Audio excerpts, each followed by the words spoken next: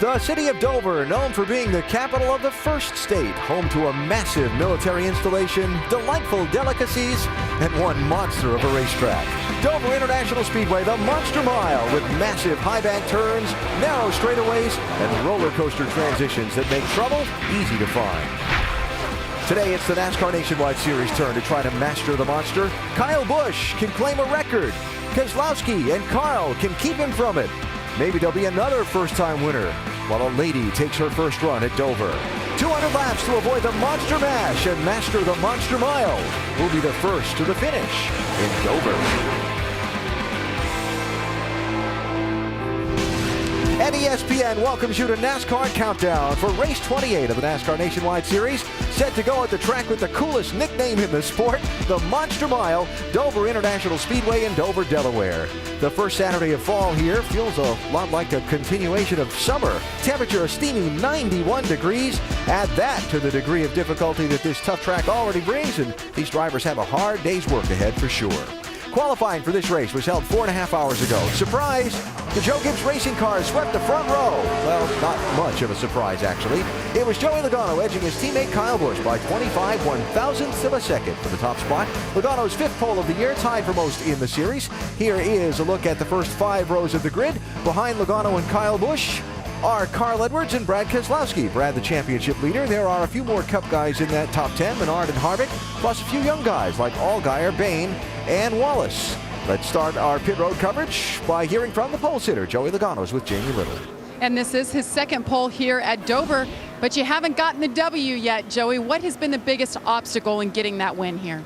There's a lot of obstacles at this place, to say the least, but a lot of different things. I feel like I got a really good GameStop Toyota, so everything has to go your way to win one of these things. So I feel like we're at a good start position, got a good pit stall. You know, it's one of those places seem like there's a lot of wrecks on pit road, so hopefully we can stay out of those being down there. So hopefully that's good, but we'll see. You know, a lot of rubber just got laid down after Cup practice here, so I think the car's going to be a lot different than what we think, but we got a good start position. Hopefully get some clean air, get out front, and hopefully pull away, see what our car is doing, and make it good for the end. I think that's going to be the biggest thing, is how people adjust on their cars throughout the race. So I got a good one to start. Hopefully I got a good one to end.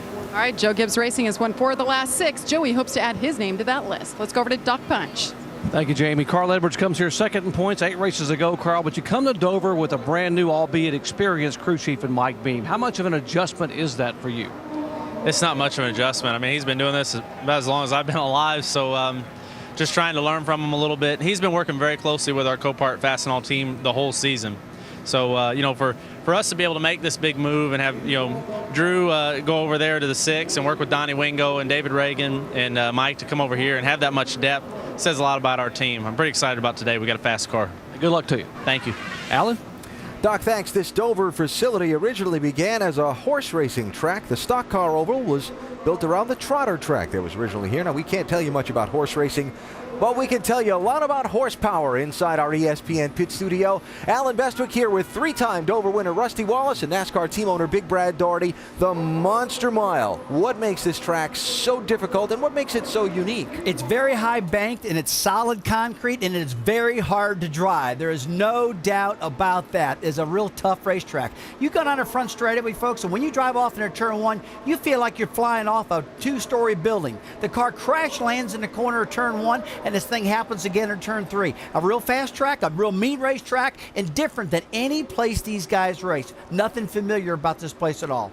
You know, Rusty and Alan, I was talking to Elliott Sadler, who starts 16th today in the number 88 car, and he was telling me the sensations at this racetrack are unparalleled. Just like Rusty's talking about going off into turn 1, and he says the car literally feels like it's trying to separate the body from the chassis when it falls into that corner. And you really have to focus, and you have to see how long on a qualifying lap you can hold your breath. The dive downhill into the corner and the climb uphill out of the corner is what makes this track unique. Because of that unique shape, 2 things to focus on here: crashes off the corners and right front tires. Yeah, right front tires are in every driver's mind. Brendan Gaughan was telling me earlier, and I was talking to him, that you really are focused on that right front tire, simply because a right front tire failure at this racetrack means a super hard lick. There's no way to hit softly here, so you really want to take care of your air pressures and your camber and your race tires and make sure that little hot rod's not pushing. And trouble coming up off the corners. We'll see it a lot. Oh, on the exit of corners, you come off these corners and all of a sudden it flattens out, you spin out. Take a look there. Brad Keselowski, a veteran, Folks, usually you hit that inside wall. He missed that time, but most of the time they're going to happen. He'll hit that wall. And you spin off a turn 2 and you spin off a turn 4. We'll see it throughout the day. That's pretty lucky not to hit either wall when you spin off of one of these corners. Now, there are the two Joe Gibbs Racing drivers. Kyle Busch, orange and blue suit. Joey Logano there right of the screen. Joe Gibbs Racing has led 77% of all the laps at this track in the past 6 Nationwide Series races here. This a two-car race, or can they be challenged? I don't think it's a two-car race. I do think you have to go through these guys in order to get to victory lane, but I think anyone in that top 10 is very capable of running these cats down. Yeah, I totally agree. Anybody in that top 10 can sure win this race. I mean, those guys are fast. We all know that. Week in and week out, they qualify well. But, hey, these guys are fast this weekend, especially that top 10. Like you said, Brad, I went watch these guys in practice. They're looking good.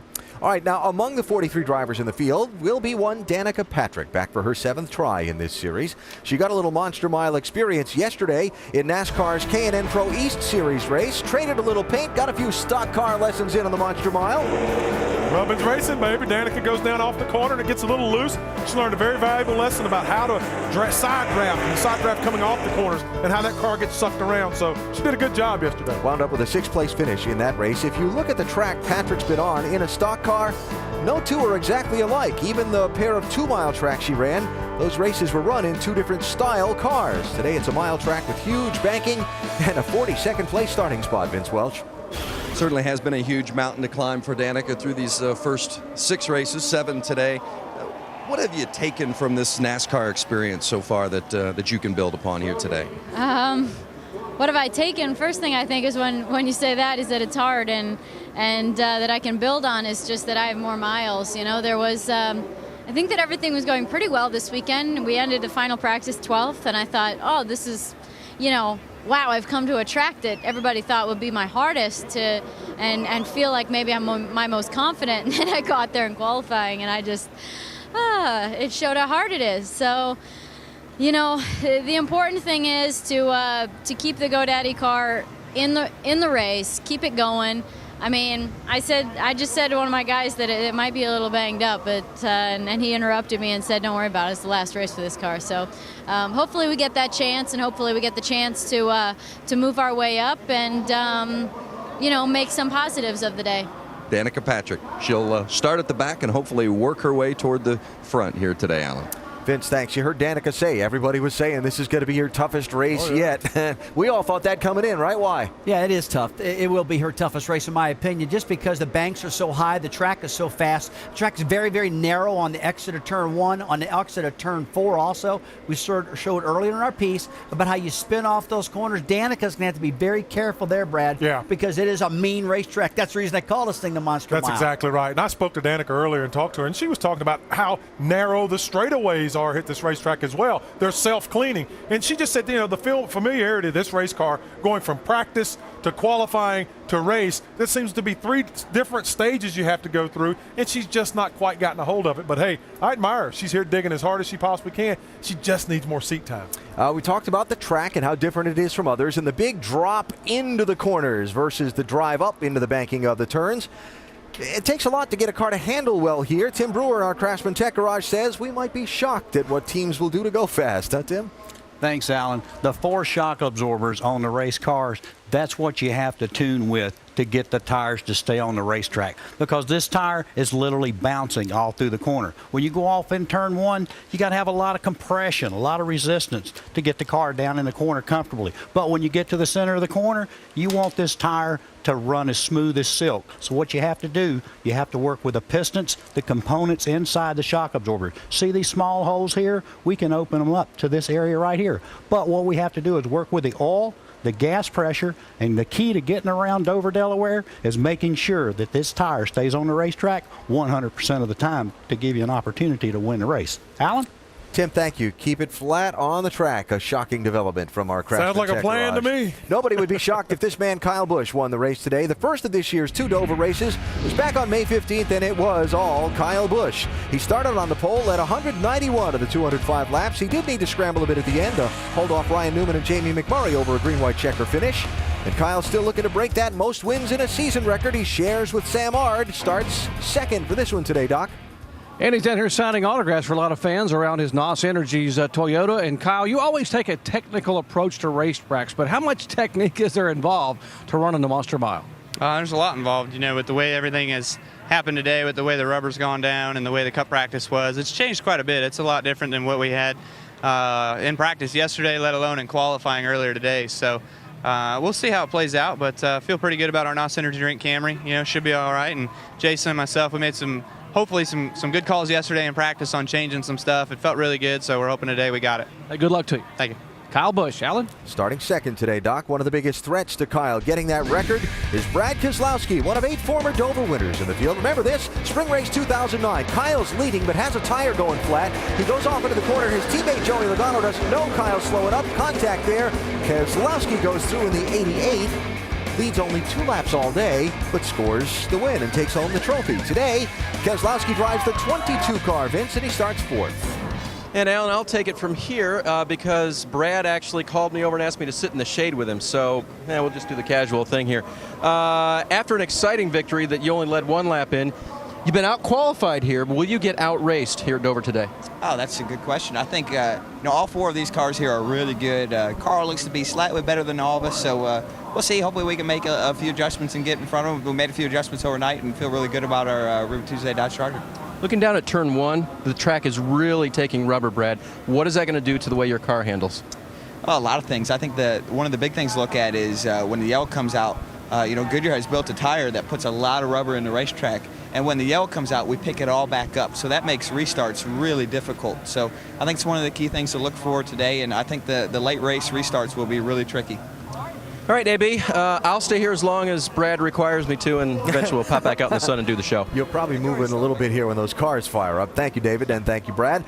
J-Ski News and Notes. Now, a lot going on in the Nationwide Series. Braun Racing, that fields a 4-car effort in this series, has been sold to Turner Motorsports, headed by Steve Turner. They've been fielding a couple of entries in NASCAR's Truck Series. They plan 3 trucks and 3 Nationwide cars for next year. Ricky Carmichael will drive for the team at Kansas next weekend in their number 10 car. Rusty Wallace Racing made some management changes this week, naming veteran Larry Carter general manager and parting ways with crew chief Brendan Gaughan.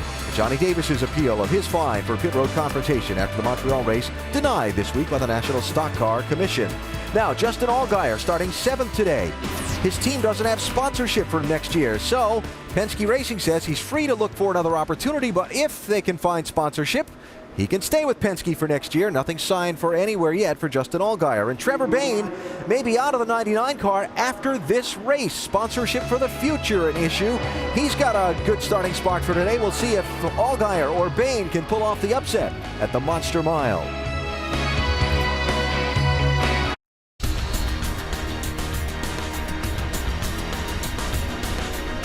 The Monster Mile, presented by Cici's Pizza. Let's talk about the favorites today. Joe Gibbs Racing, they've led 77% of the laps here the last 6 races. So with Kyle Busch and Joey Logano starting on the front row, start there if you want to pick a winner. But then again, this is the Monster Mile, known for mashing up race cars. Anything can happen. Let's go trackside for the ceremony. Today's colors are presented by representatives from the Boy Scouts of America Troop 24 from Wyoming United Methodist Church in Wyoming, Delaware. Please rise and remain standing as I present to you Dover Air Force Base Chaplain, Captain Major Barry Ball, for today's invocation. Let us pray. Almighty God, for this beautiful day, for the men and women who have stand in harm's way around the world right now, protecting our freedoms so that we can gather here for this event without fear. We give you thanks and praise for the drivers and the crews to be safe, and that you would present each of us as fans a rip-roaring good time. Amen. Please remain standing. She is nominated for 2 Inspirational Country Music Awards, Best New Artist and Female Vocalist. Nashville to You, recording artist Emma Jacob. Oh, say, can you see by the dawn's early light what so proudly we hailed at the twilight's last gleaming, whose broad stripes and bright stars through the perilous fight, o'er the ramparts we watched were so gallantly streaming, and the rockets red glare, the bombs bursting in air, and gave proof through the night that our flag was still there. Oh, say does that star-spangled banner yet wave o'er the land of the free and the home of the brave. Race fans and the Saw the flyover from Dover Air Force Base, just up the road from the racetrack. They have been very busy being deployed around the world in various theaters, and we're certainly glad to have them be part of the festivities here at the Monster Mile today. You know, when you look at the numbers, it's just 200 miles on a 1 mile track, but they're 200 very tough miles. Who'll find trouble? Who'll drive to victory? And will an all-time series record be set? The engines fire in Dover next. NASCAR Nationwide Series at Dover is presented by CiCi's Pizza, home of the endless pizza, pasta, salad, and dessert buffet. And in part by Kingsford Charcoal. The Monster Mile in Dover, Delaware, where the NASCAR Nationwide Series is ready to go 200 very tough laps on a hot first Saturday of fall. Before the engines fire, we go to pit road and Dave Burns. You know, Alan, so often when we talk about pit stops, we focus on the pit crews. But here at Dover, the drivers have to come from 150 miles an hour going around the track to one of the slowest pit road speeds on the circuit all year long. That transition is tough, and during practices this weekend, we've seen drivers actually practicing that transition to get to pit road. Get it wrong, and the pit stop that loses the race could be on the driver. Alan? Well, something to keep an eye on as we go through the day. Thank you, David. So as we get ready to go, follow me on this one, Brad. We're going to tie all the physical themes of this Dover facility together. The stock car oval, the horse track, the casino, all into one line. Ready? We turn it over to our trifecta in the booth, who are definitely all in and bear no resemblances to the monster in any way. Marty Reed, Dale Jarrett, and Andy Petrie, gentlemen. Thank you very much, Alan. It's great to be back with everybody. Hello again, and welcome to what is going to be a very interesting day. 5th time this year in 2010 that JGR, Joe Gibbs Racing, has swept the front row, and it's the 2nd time this year at Dover. Yeah, these guys are just fast. These are the type of racetracks that they really excel at. They're pretty good everywhere, but you get on these 1 mile high bank tracks where you carry a lot of speed. These two guys are going to be battling for this win. Kyle trying to get that 11th victory. Joey trying to get his first win here today at Dover. And the points battle is in the second row, although it's not that big of a battle because Keselowski does have a big point lead. And Carl Edwards, he's got a really good car here. I was noticing in the practice session where in the short runs he could really go fast. I mean, if it comes down to a short run at the end of this race, I think Carl Edwards has a good shot at beating those Gibbs cars.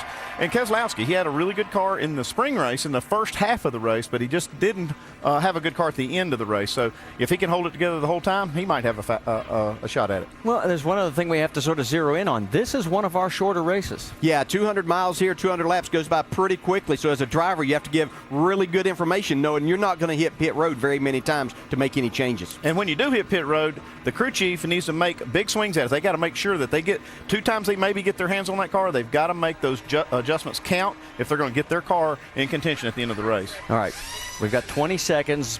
Give me 2 picks out of the top 5 nationwide only drivers. Well, I like Jason Leffler. I think just from an experience factor, I believe he's going to have a good shot at it. Yeah, Trevor Bayne knows how to go fast, and he needs to do it here today. All right, let's go trackside and get today's race started. And here to give today's command, the co-founders of GT Vodka, Brian Gregg and Paul Sachs. Race fans, GT Vodka welcomes you to the Monster Mile. Let's turn it up. Drivers, start your engines.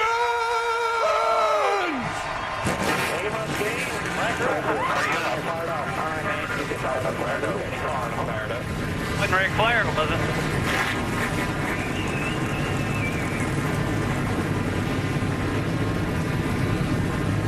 Only one, but it's okay. I can hear you guys. Well, the engines have fired on the 43 cars that will take the green flag in just a matter of moments. And when we come back, we're going to be able to talk to our in-race reporter. He's our current points leader by 373 over Carl Edwards. We're talking about none other than Brad Keselowski.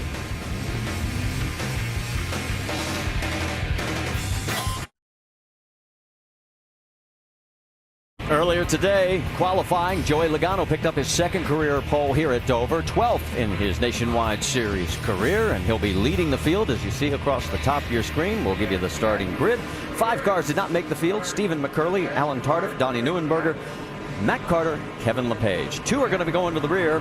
26 of Brian Keselowski for an engine change, and the 27 of Drew Herring for an engine and backup car. Let's talk to our in-race reporter, Brad Keselowski. DJ? Hey, Brad, Dale Jarrett, the ESPN. You have a copy? Yes, sir. Hey, Brad, our first question comes from our ESPN mailbag, and Kathy from Pepperell, Massachusetts asked, with 8 races left in the nationwide season and a points lead of 373, do you race conservatively to focus on the championship or drive aggressively to pursue more wins? I think right now, the driver's title looks really good, but the owner's title's up for grabs. And my team's worked really hard to get that. So, we're still just a little bit behind. I think we're like 30 points or something like that. So we've got work to do still. And, in our eyes, we don't have the points lead. We still want to go out there with owners.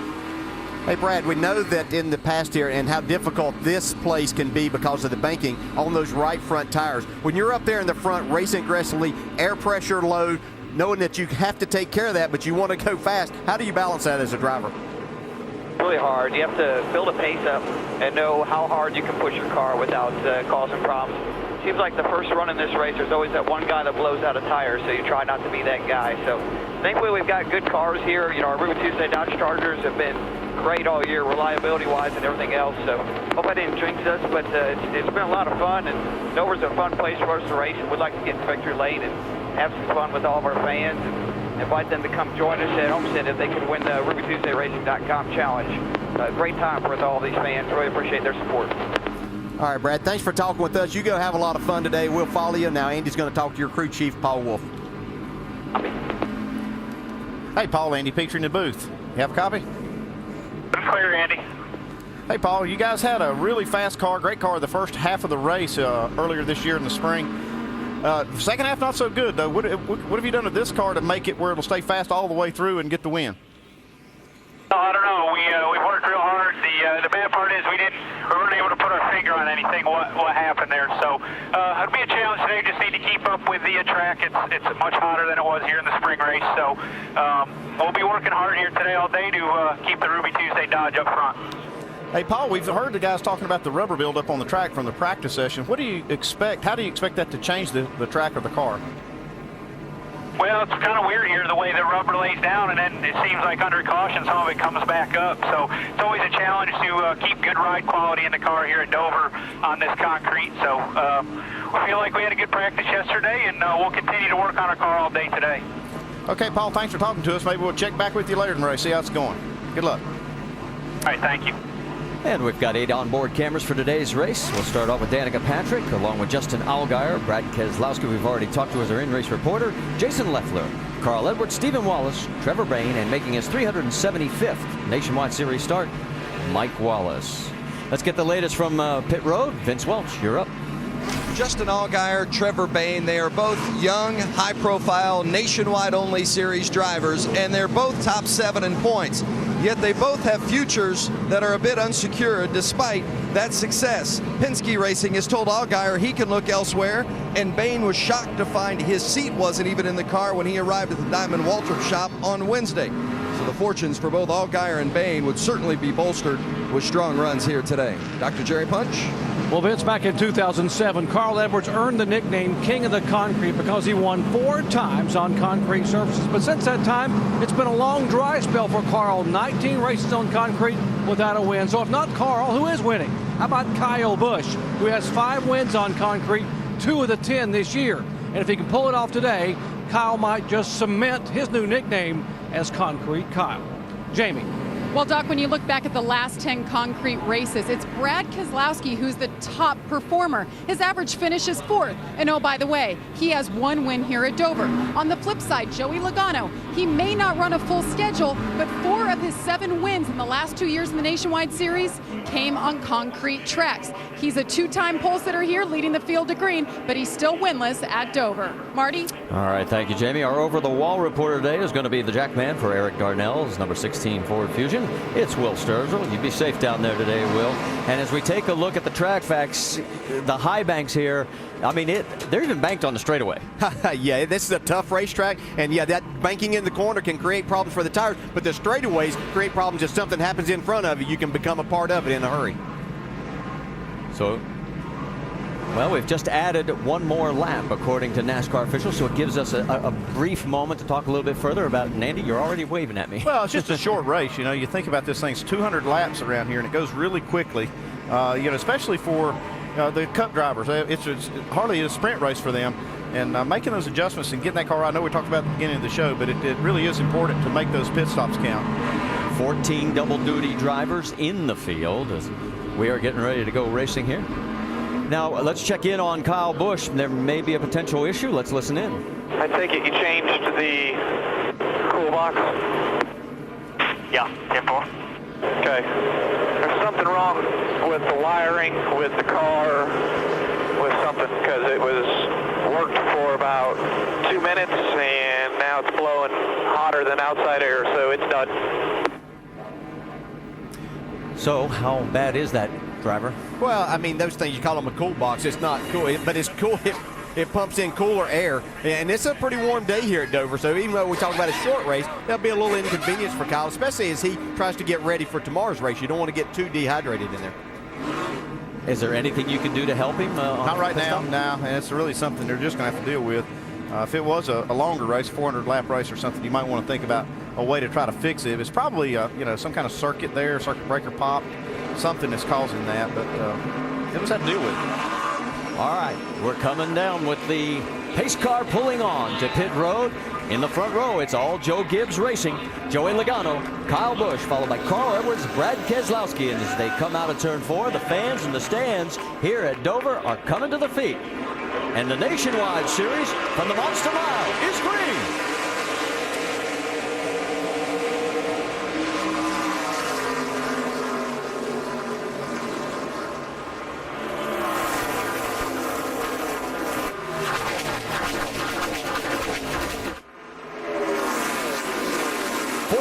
Way back in the back of the field. Up front, it's Joey Logano with Kyle Busch right behind him, along with Carl Edwards. Yeah, we heard Joey Logano say after he won the pole, he was trying to decide whether to take that inside or outside on the start of this race, and he showed that the inside was the way to go.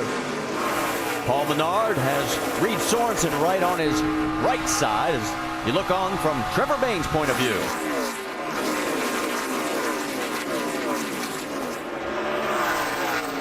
Sorensen still able to hold on to that spot. Now pulls in front, takes over the position. Put him up into 5th. And one thing you can see here is what we've been talking about. They just had 2 Cup practices. This racetrack is really rubbered in. Goodyear has a great tire here, and but it is going to be a different racetrack than what these guys were on yesterday because there wasn't this much rubber down. DJ, the one thing I'm noticing, this is the same thing we saw during qualifying. Joey was able to hug the bottom. Kyle was a little further up. Yeah, and Kyle, you can look at that and think that, okay, Kyle may be taking care of his car a little bit more, being able to keep the RPMs up a little bit. So just the 2 different lines that you can use, but that would be taking care of that right front tire a little bit more where Kyle Busch is running. Same place we kind of see Michael Annett running a little higher. Yeah, Ryan Newman gets around Annett. Meanwhile, look at this. The 18's got a run on Joey. Yeah, Kyle's using this as his advantage. He was definitely making some headway through the middle of the corner and running faster, and that momentum just carries him down the straightaway. Hasn't cleared him yet. They go through 1 and 2. He's got him clear now, so we've had our first lead change. Yeah, I think that's what's a thing that makes Kyle Busch so good, especially in these cars. He knows best of where his car can keep the momentum, and he can make the most out of it. And he searches around and finds that. This is what he found in practice for his car. Let's move back a little bit further in the pack. There is Kevin Harvick on the inside of Justin Allgaier, and that is for 8th position. See Kevin wanting to get that inside and try to make a run, but you have to be really careful here. Slide up into the guy that outside, or you'll get really loose down on the bottom. Let me update you. We've got 3 that have already parked at Jeff Green, Dennis Setzer, and Brian Keselowski. See Harvick trying to make that run again on Allgaier. Gets right to his bumper there. Maybe a little tap. Speaking of Kevin tapping in final practice for Sprint Cup tomorrow, he and Denny Hamlin had some issues. We'll see more about it on NASCAR Now. See Kevin just not able to carry that momentum out of the corner. You just can't get all the throttle that you need to make that pass complete, because you need that racetrack. Well, he's working him over there. Yeah, he's letting him know he wants the spot. Stephen Wallace is watching right behind. You can see, yeah, he followed Allgaier in a little more that time instead of going below, and he actually got Justin Allgaier a little bit loose, and now is able to complete the pass. And Stephen Wallace looks like he's going to try and take advantage of it, maybe carry Jason Leffler with him, as well as Ryan Newman. Well, if Stephen was paying attention, he'll follow the 12 car down into the corner here. He's already loose, and he can help that issue. Newman's going to try on the high side, not going to have any success on the 38.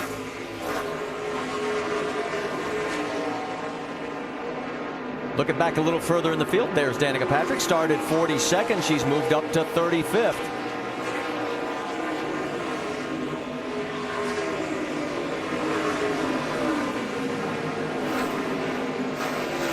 Back up front, we've still got Kyle Busch with Joey Logano leading by about 0.7 of a second. It's Carl Edwards, Brad Keselowski, and Reed Sorensen, and there they are coming into your screen here at the NASCAR Nationwide Series race at Dover, presented by CC's.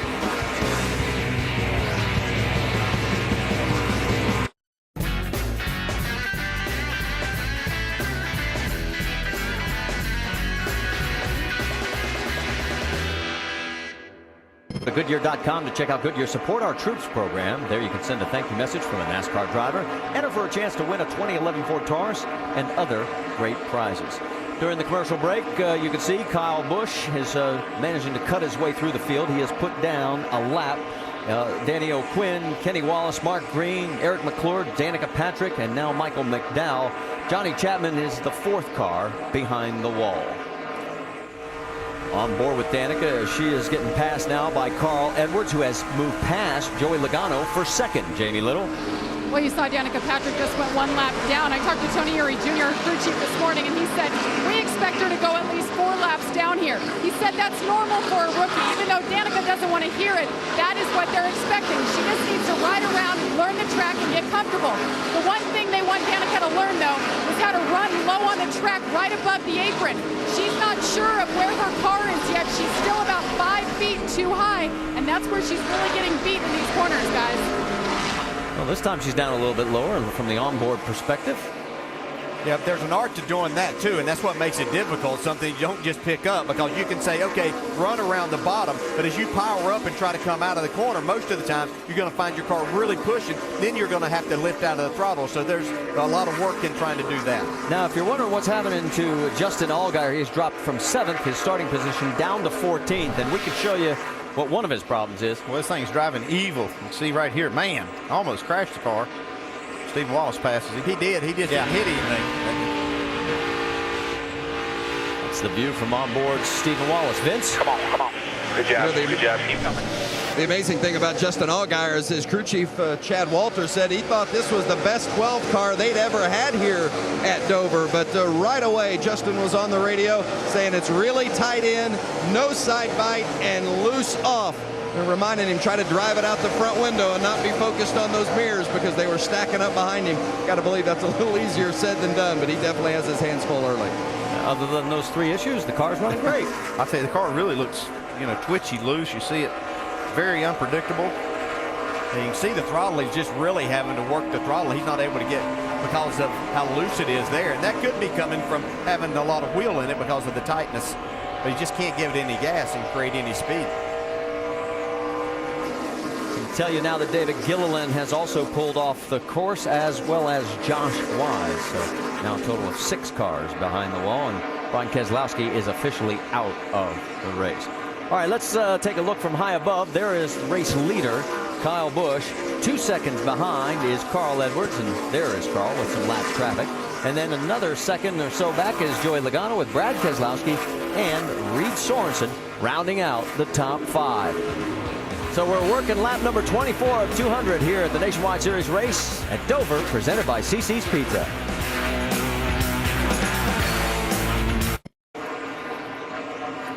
Top of the hour here at Dover, and we welcome everybody back to Dover International Speedway. Our race leader is Kyle Busch, the 6th straight Dover race that he has led. Points leader Brad Keselowski is running 4th. Danica Patrick has moved up 10 spots to 32nd, although she is a lap down. And of course, Kyle Busch, the race leader, as he's slicing and dicing through this field, 1 win away from setting a single season win mark. His lead over Carl Edwards is 2.2 seconds. Joey Logano is a full second behind Carl. Let's get an update from pit road. Dr. Jerry Punch. We mentioned Carl's got a brand new crew chief here, Mike Bean, the veteran that's been doing the R&D for Roush Fenway, taking over on the pit box. And Carl himself is having an issue as far as communication is concerned. Let's listen in. Yeah, it's real noisy. I can't understand the times they're saying. If you've got one of those, those pieces that cover your mouth, that would help out a lot if you can find one. Well, Mike is up on the pit box, and a moment ago, Carl was trying to hear Mike talk on the radio. Now, what Mike has been doing since then is covering his mouth sometimes when he talks, shielding that microphone that comes off the headset, which makes it a little bit easier for Carl to hear the lap times as they come by. So just a momentary issue seems to be resolved. Mike Beam won a truck race here in 2006 with Mark Martin behind the wheel in a cup race with Bill Elliott all the way back in 1990. Yeah, and it makes it so difficult here because especially when these cars get strung out like they are now, there's no brake. So it's not like you can wait till there's a gap and try to talk to your driver. And it makes it so difficult. A lot of crew chiefs, Andy, I think, went to wearing a kind of a cup over their mouth and their microphone to help that. Yeah, the noise factor, and this is one of the worst tracks for it. It's just so hard, to get that outside, that background noise out of your radios. And it's even hard to communicate with the crew down there, trying to talk about what you're going to do the next pit stop. It's just, it really is a difficult environment. But they do make a thing that you can, like I say, I guess jet fighters used to use them to be able to muffle that outside noise. Let's give Drew Herring a tip of the hat. Started 41st in a backup car. This car has not even turned a lap. They didn't have anything ready for this piece. And he got in the wall in qualifying, comes back, and right now has picked up 13 spots up to 28th position. Youth is doing well. Yeah, he's doing a nice job. He laid down a pretty decent lap in qualifying, but had a problem there on his second lap, unfortunately for him. Dave? And DJ, the junior engineering major from NC State. Well, first of all, I'll be glad to know that his football team won today, but also the car just a little tight from the center off. That's a pretty decent report considering everything you guys just talked about. Now, I did talk to the crew right beforehand. They made some creature comfort adjustments for him in there. He already had his seat mounted in the backup car, but that was about it. They had to adjust some pedals and things to get him just right. Looks like he's comfortable so far. And Herring finished 15th in his Nationwide Series debut back at Iowa in August. Checking in on another battle, Trevor Baynes got his hands full with Stephen Wallace. That is for 8th position. Yeah, he really does have his hands full. I've watched him the last couple of laps. See Stephen trying to go to the inside off of turn 2 right now. He's tried this a couple of times, and they keep running in on some lap traffic.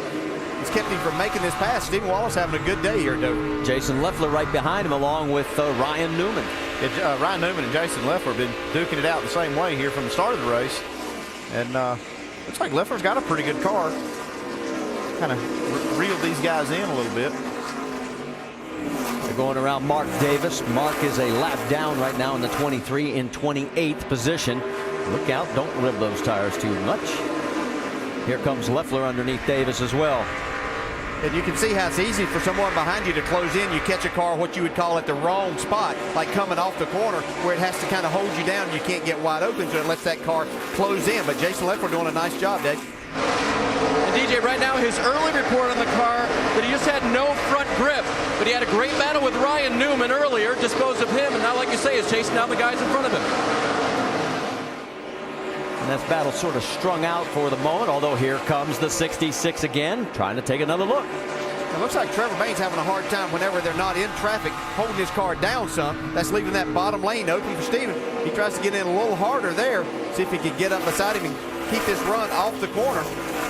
Stephen making his 150th Nationwide Series start, still looking for win number 1. Could it come today? I don't everybody's going to have to, as we mentioned at the beginning of the broadcast, you're going to have to go through Gibbs Racing up front with Kyle Busch still leading. He has now led 38 laps as this battle keeps going. It's one of the best we have on track. 3 cars. This is the closest battle between 3. Check in now with Kevin Harvick. And that's Eric Darnell, as Darnell has also moved up quite a few spots, 14 positions. He's up into 22nd, although he is a lap down. But Harvick's closing in now on Reed Sorensen. Yeah, I've been watching him too as he's closed in on Reed Sorensen for this battle. Running a little different line than some others as we go back and see Stephen Wallace still trying to get around Trevor Bayne. Sort of like a soap opera. It never ends. Well, it's just so hard to make that pass, especially on the bottom side. I'd like to see Steve if he's tried the outside end. Of course, you don't want to open up and let Jason Leffler there and lose a spot either, but sometimes you might have to try that outside, get on the right rear quarter panel of that, like the 99 there, and he can slow him down quite a bit and then maybe get around him. Check in on race leader. That's Kyle Busch, and he's coming up on Elliott Sadler, and Sadler going to go a lap down.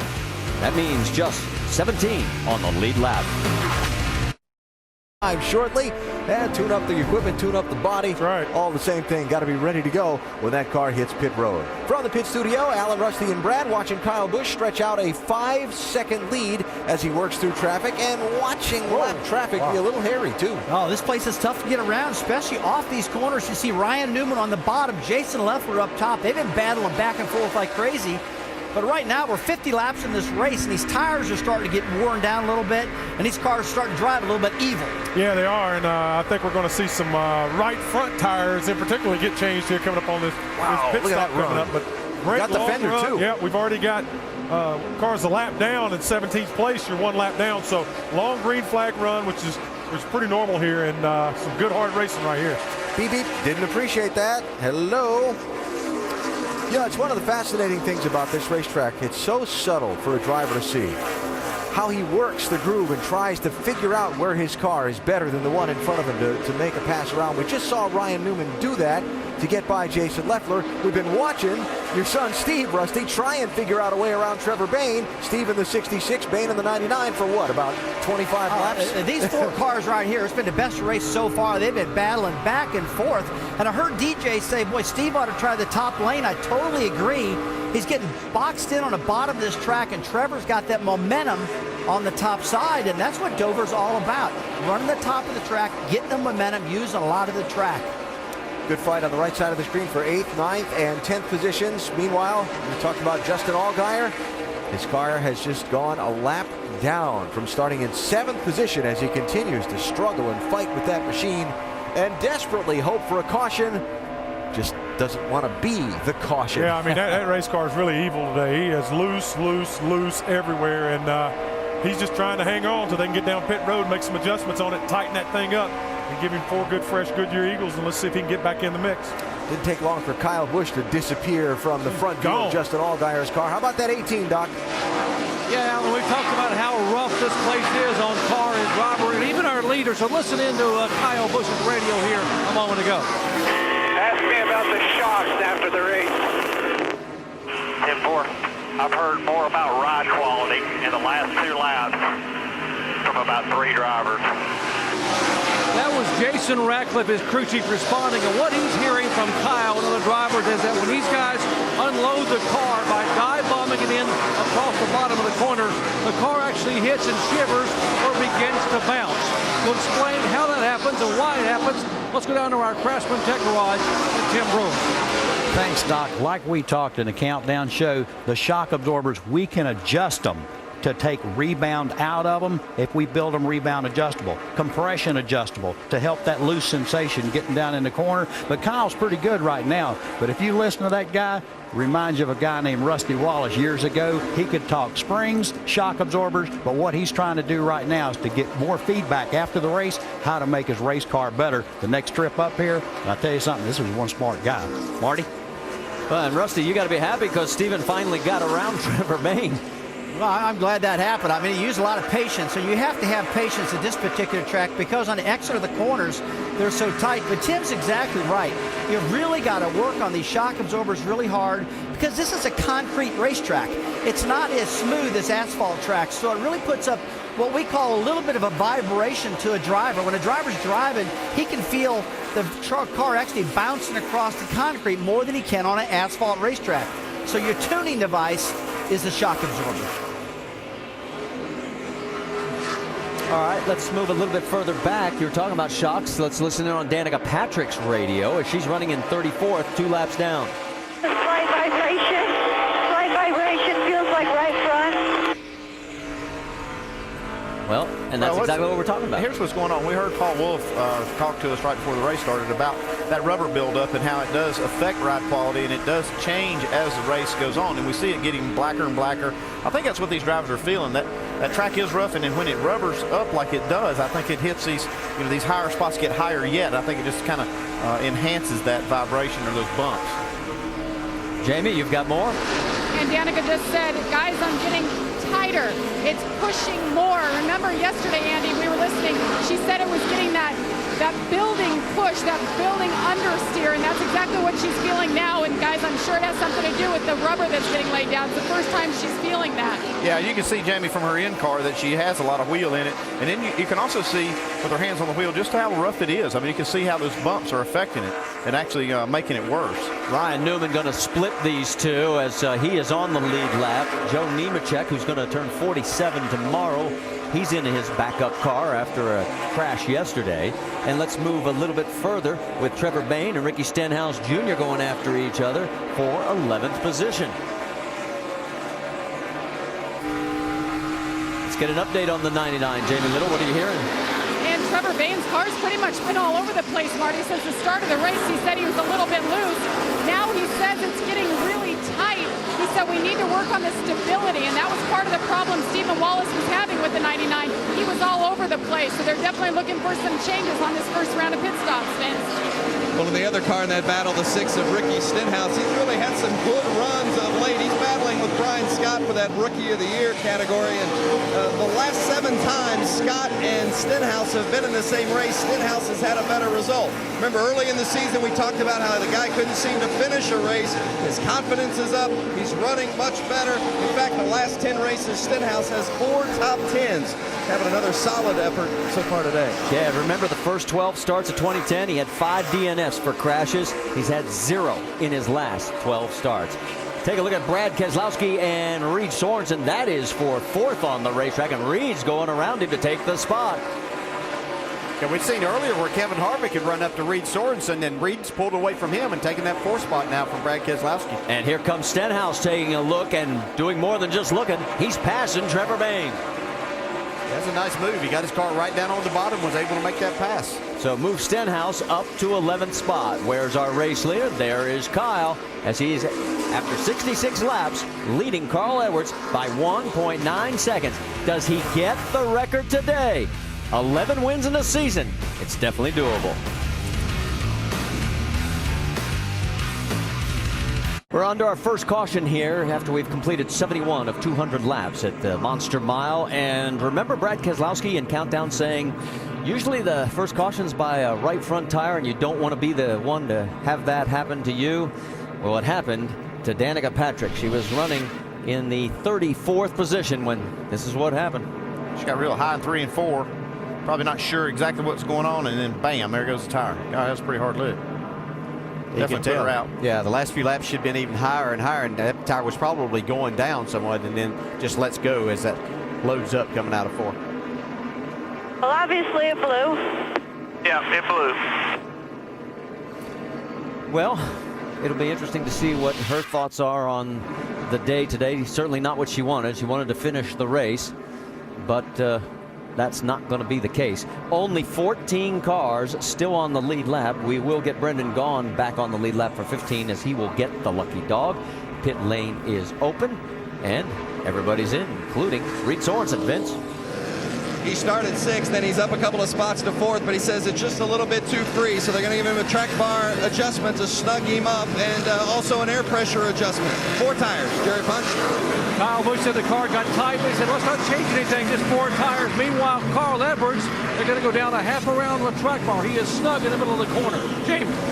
Joey Logano, 1 round of wedge, 4 tires, Sunoco fuel. He comes off pit road second, gains a couple of positions, guys. And in our nationwide insurance race off pit road, you can see those that gained the spots: Logano, Keselowski, Stephen Wallace.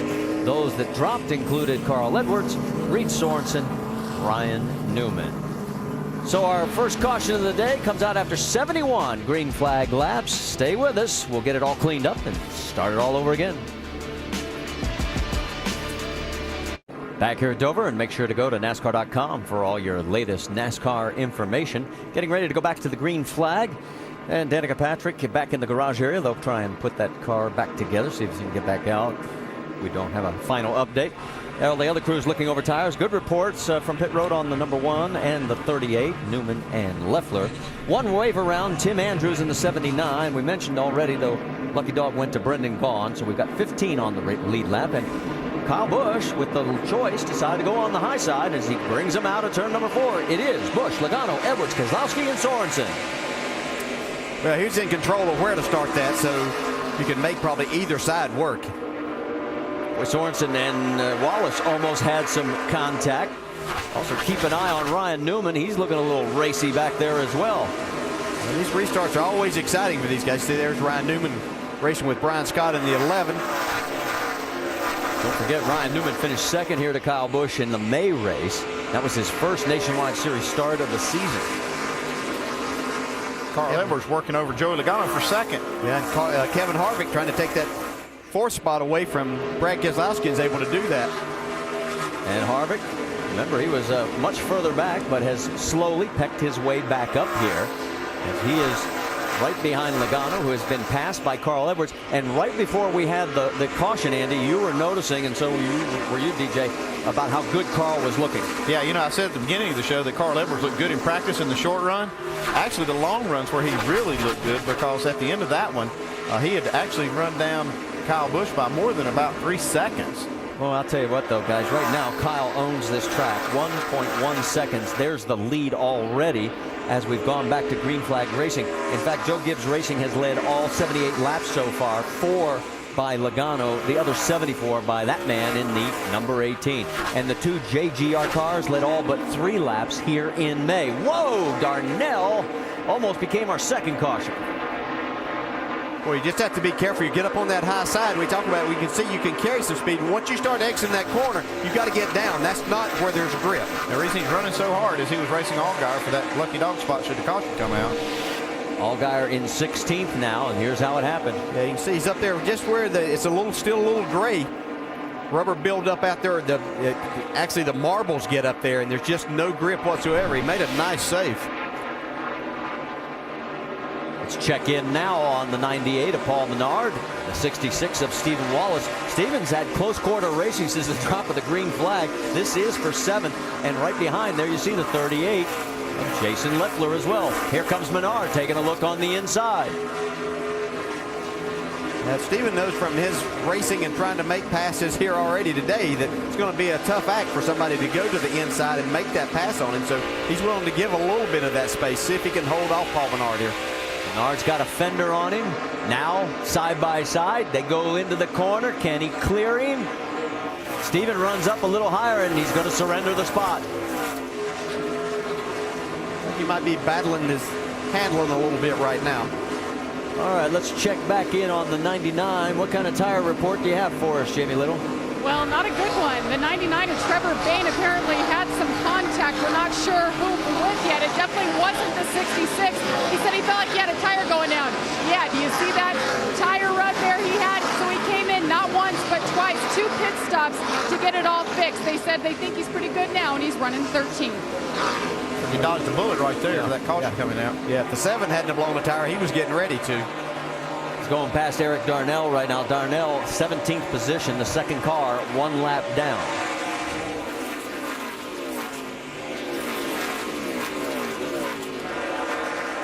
Getting word from NASCAR that the 04 Jeremy Clements is being posted that he has a stuck vent open. I'm not quite sure. Yeah, that's a fuel vent where it's got a little valve in there that keeps that fuel from sloshing out of there when it's completely full. And if it sticks open, it'll actually leak out of there, almost siphon out by the air going by. And we should also report, we didn't get this out, Michael Annett had a pass-through penalty. He was too fast exiting. That dropped him back. He is running 15th right now. So that's the reason why he dropped back. In fact, he is the last car on the lead lap right now as Kyle Busch is turning it into another one of the Kyle Busch days. He's leading by 1.4 here at Dover. Steamy Saturday for the first weekend of fall in Delaware's capital city, and Kyle Busch has been steaming right along on the Monster Mile. As we approach halfway in today's NASCAR Nationwide Series race, Kyle has been out in front for all but 4 of this race's laps. Here's our 5-hour Energy Rapid recap. It was Joey Logano leading the first 4 laps. Other than that, it's all KB. KB's been flying after Kyle Busch. He's working the top side of that racetrack. You see that, how he passed Joey Logano. But Kyle's been able to run on the bottom, the middle, the top. He's really got a good handle on the car right now. Not been a great day for Danica. She started back in 42nd after being 12th in final practice. And then a little while ago, lap 70, the race really went wrong. Yeah, I was trying to use this as a learning experience opportunity today, and had a poor qualifying effort and blew a right front tire there, bringing out the caution. Tough day for Danica. Hopefully they can get back out and run some laps, get a little experience. Back in the pack, while Kyle Busch has done a lot of dominating, we've seen some pretty hard racing. Oh, yeah, I tell you, there's 4 cars right there. Ryan Newman and Jason Luffer, Steve Wallace, Trevor Bayne battling back and forth. Little bumper contact there. Hey, I didn't like what you did. I'll give you a little break here. Those guys have been roughing each other up, but they've settled in now. On the lead lap right now, there are 15 cars. The race has only been led by 2 different drivers. Only been 1 caution so far for 4 laps. The Monster's been kind of tame for most so far today, Vince, but not for 1. Well, certainly was a difficult go for Danica Patrick, as you see her team working feverishly on her car. Spent a lot of time up above the groove, really leaning on that right front. You heard her talk about the vibration that she was experiencing. Spoke with crew chief Tony Erie Jr. just a moment ago. He said, we'd like to get it repaired enough to get her back out and get some laps. That's why the team is working so hard. Danica says she'll wait until after the team determines whether or not they are going to return before talking to the media. So right now, working on the car, trying to get Danica into 7 back out, Marty. All right, thank you, Vince. As you see, Kyle Busch putting Kenny Wallace another lap down. Kenny running 29th position right now, and that'll put him 3 down. Look at 13th, 14th, and 15th. You got Brendan Gaughan, Michael Annett, Brian Scott, all in this mix, and Annett trying to get underneath the 62. Yeah, Michael Annett's had a very solid day. He was running up around the 12th, 13th spot before that caution came out, and then had the pit road speeding penalty. Had to start at the rear of the back there after his pass through, and so he's tried to make up some ground here. Having a good, solid day. Brendan Gaughan's having one of his best days in quite a while. Annett chasing that car pretty good, though. Yeah, if you're still on the lead lap here with the pace that Kyle Busch is setting, you've had a pretty solid run so far. And Brendan's had DNFs in 3 of his last 7 races. Let's check in on the 6 and the 99. A few sparks coming off of Trevor Bayne's car. That is for 11th on the racetrack.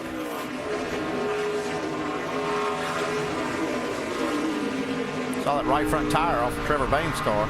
Pretty scary looking thing. You know, I don't know what they did to kind of adjustment they made, but if they didn't make an adjustment and run another long green run, he might be the next one to blow a right front. Yeah, I can't remember which one of the 2 of you mentioned it, but you gave Jack Roush kudos for sticking with the number 6, Ricky Stenhouse, behind the wheel, especially when he was having all that tough luck in the first half of the year, because in this day and age where it's what have you done for me lately, we see a lot of kids only get a couple of breaks, not that many.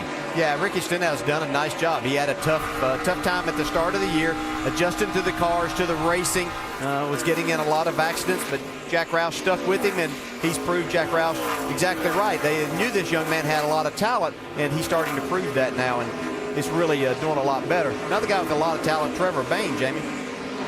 Well, you guys are talking about the 99 and the problems they had on the right front.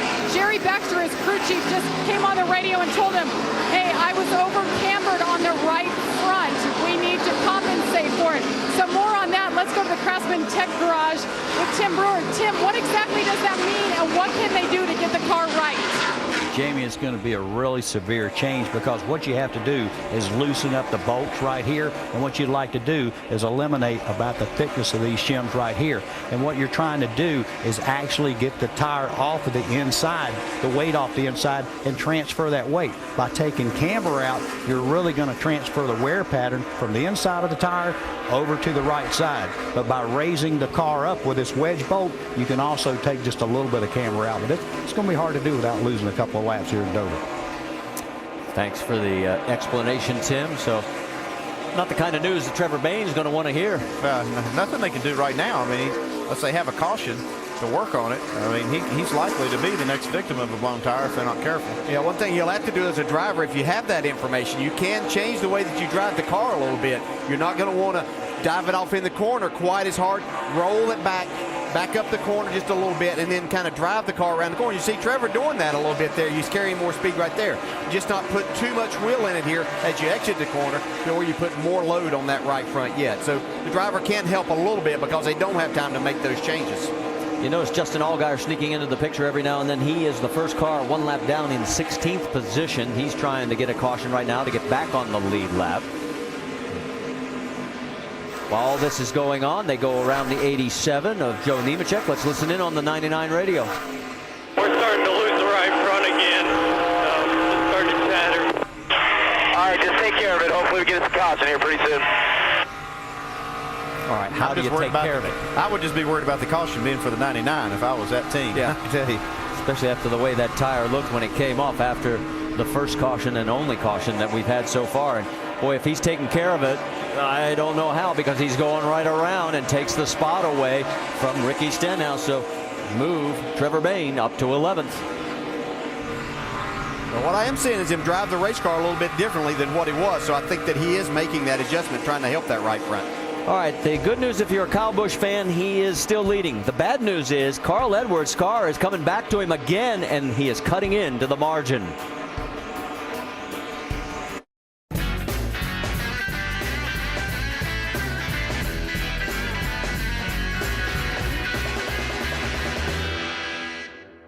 Series race at Dover, presented by CC's Pizza. Under our second caution, you can see the reason why. Damage to the 73 of Derek Cope. There's damage on both sides here. Looks like he had a tire go down, bam, into the outside wall, and then he's headed to the inside. No easy hits at this track. That's 2 hard licks.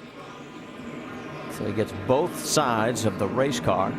And here we've completed 113 of the 200 laps. As he climbs out, we can tell you Kyle Busch has, for the 5th straight Dover race, clinched the most laps led. He's already led 109. And of course, a reminder, he is still in search of that record of 11 wins in a season. That would break the tie that he holds with Sam Ard at 10.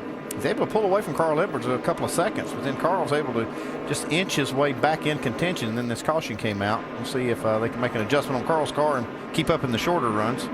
That's an awfully long way from pit in all the way down to where Kyle is pitting, where Dr. Jerry Punch is set up. Let's send it to him early, though, Doc. What are they planning?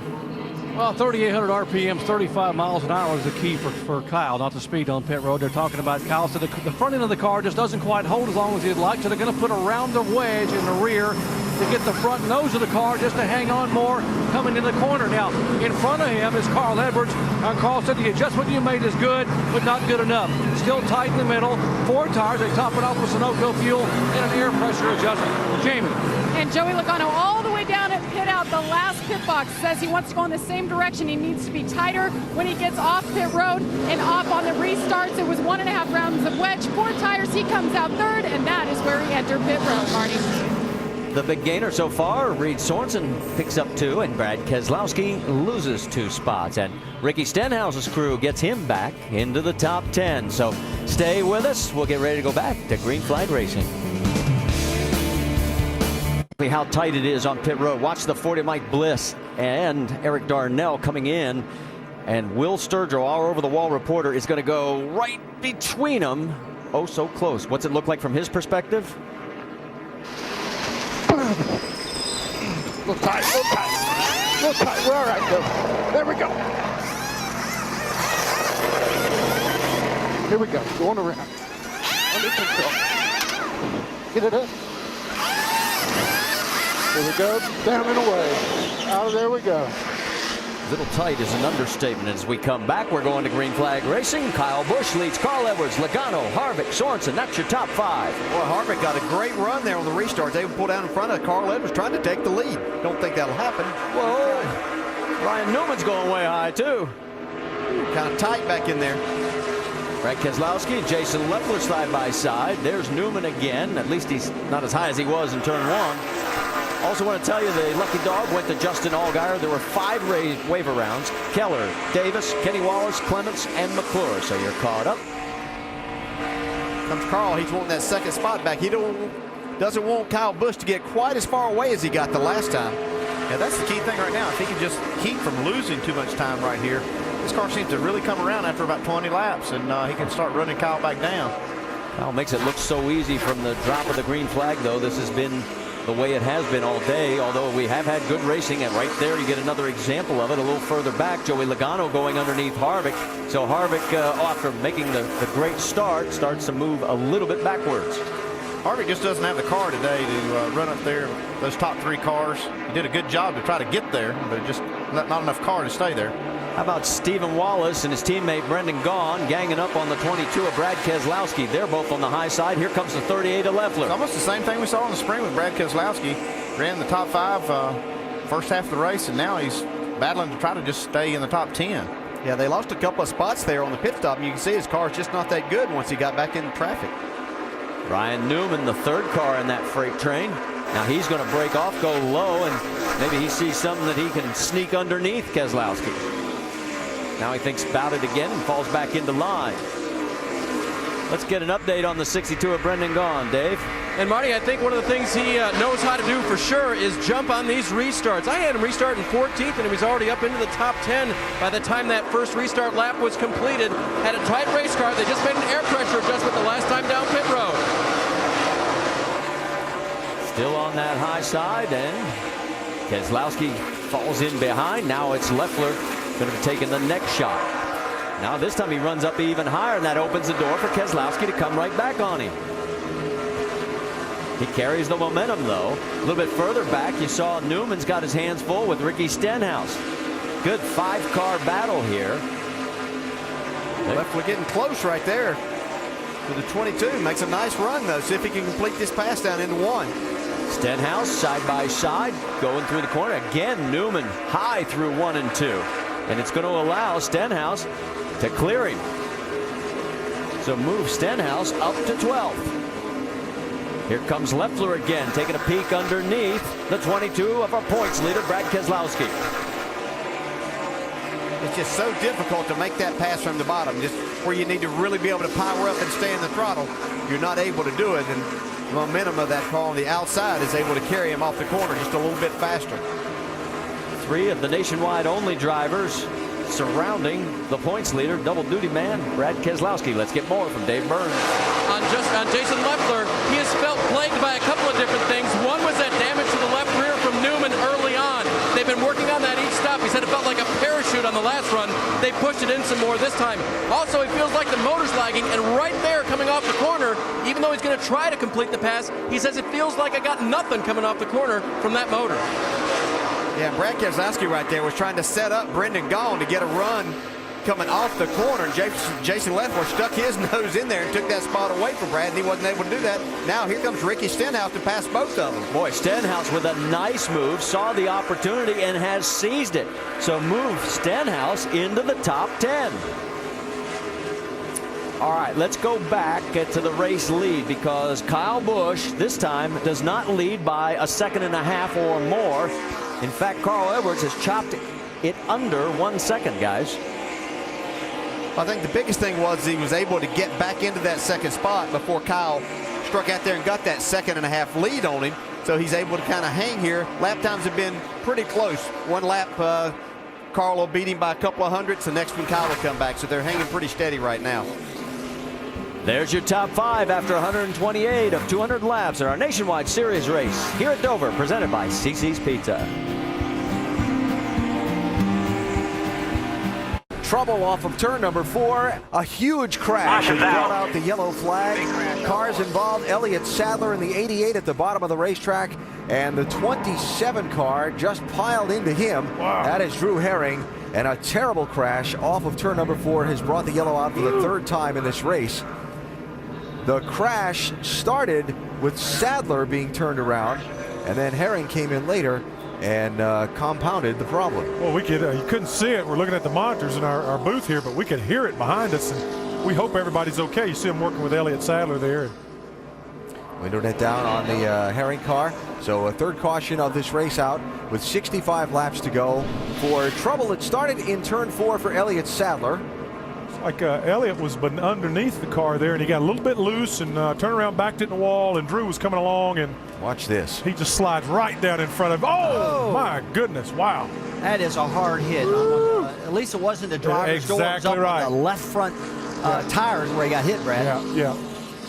Elliott backs into the fence there and just can't hold the brakes long enough here, Rusty. You see the car roll. Oh, my goodness. Woo. And Brad, where he got loose was what we talked about early in countdown. Wow. Off of turn 4, everybody gets loose up in that corner, especially if you got a car to your outside. Elliott was underneath them and just lost that aerodynamic downforce, causing the spin. And boy, that's a violent crash. Oh, my goodness. Herring making his first start here at Dover. And first let's watch this in real time and listen.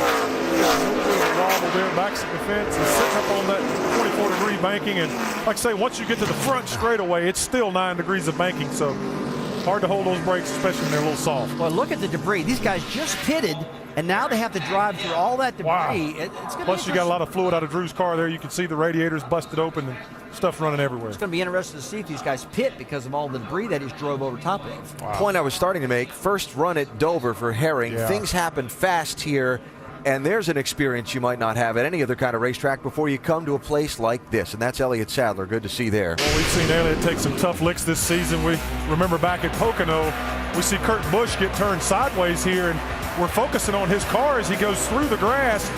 And in the corner of the picture, out of nowhere, you're going to see Elliott Sadler come in right there. Here he comes right now. Bam! Head on into the wall. Horrific crash. Here we are now in a nationwide race a couple of months later. Gets underneath the 16, bobbles, backs into the fence. Can't quite hold those brakes. And poor old Drew Herring had nowhere to go, and Elliott's taking another brutal lick. Body's a little beat up this year after racing, without question. I tell you, I think, Alan, you can honestly say Drew Herring really did not have anywhere to go. I mean, his speed he was carrying off at turn 4, he couldn't have changed lanes at that particular point. Well, and come back to what I say. First time at Dover, things happen faster here than they're going to at most other places you've ever raced.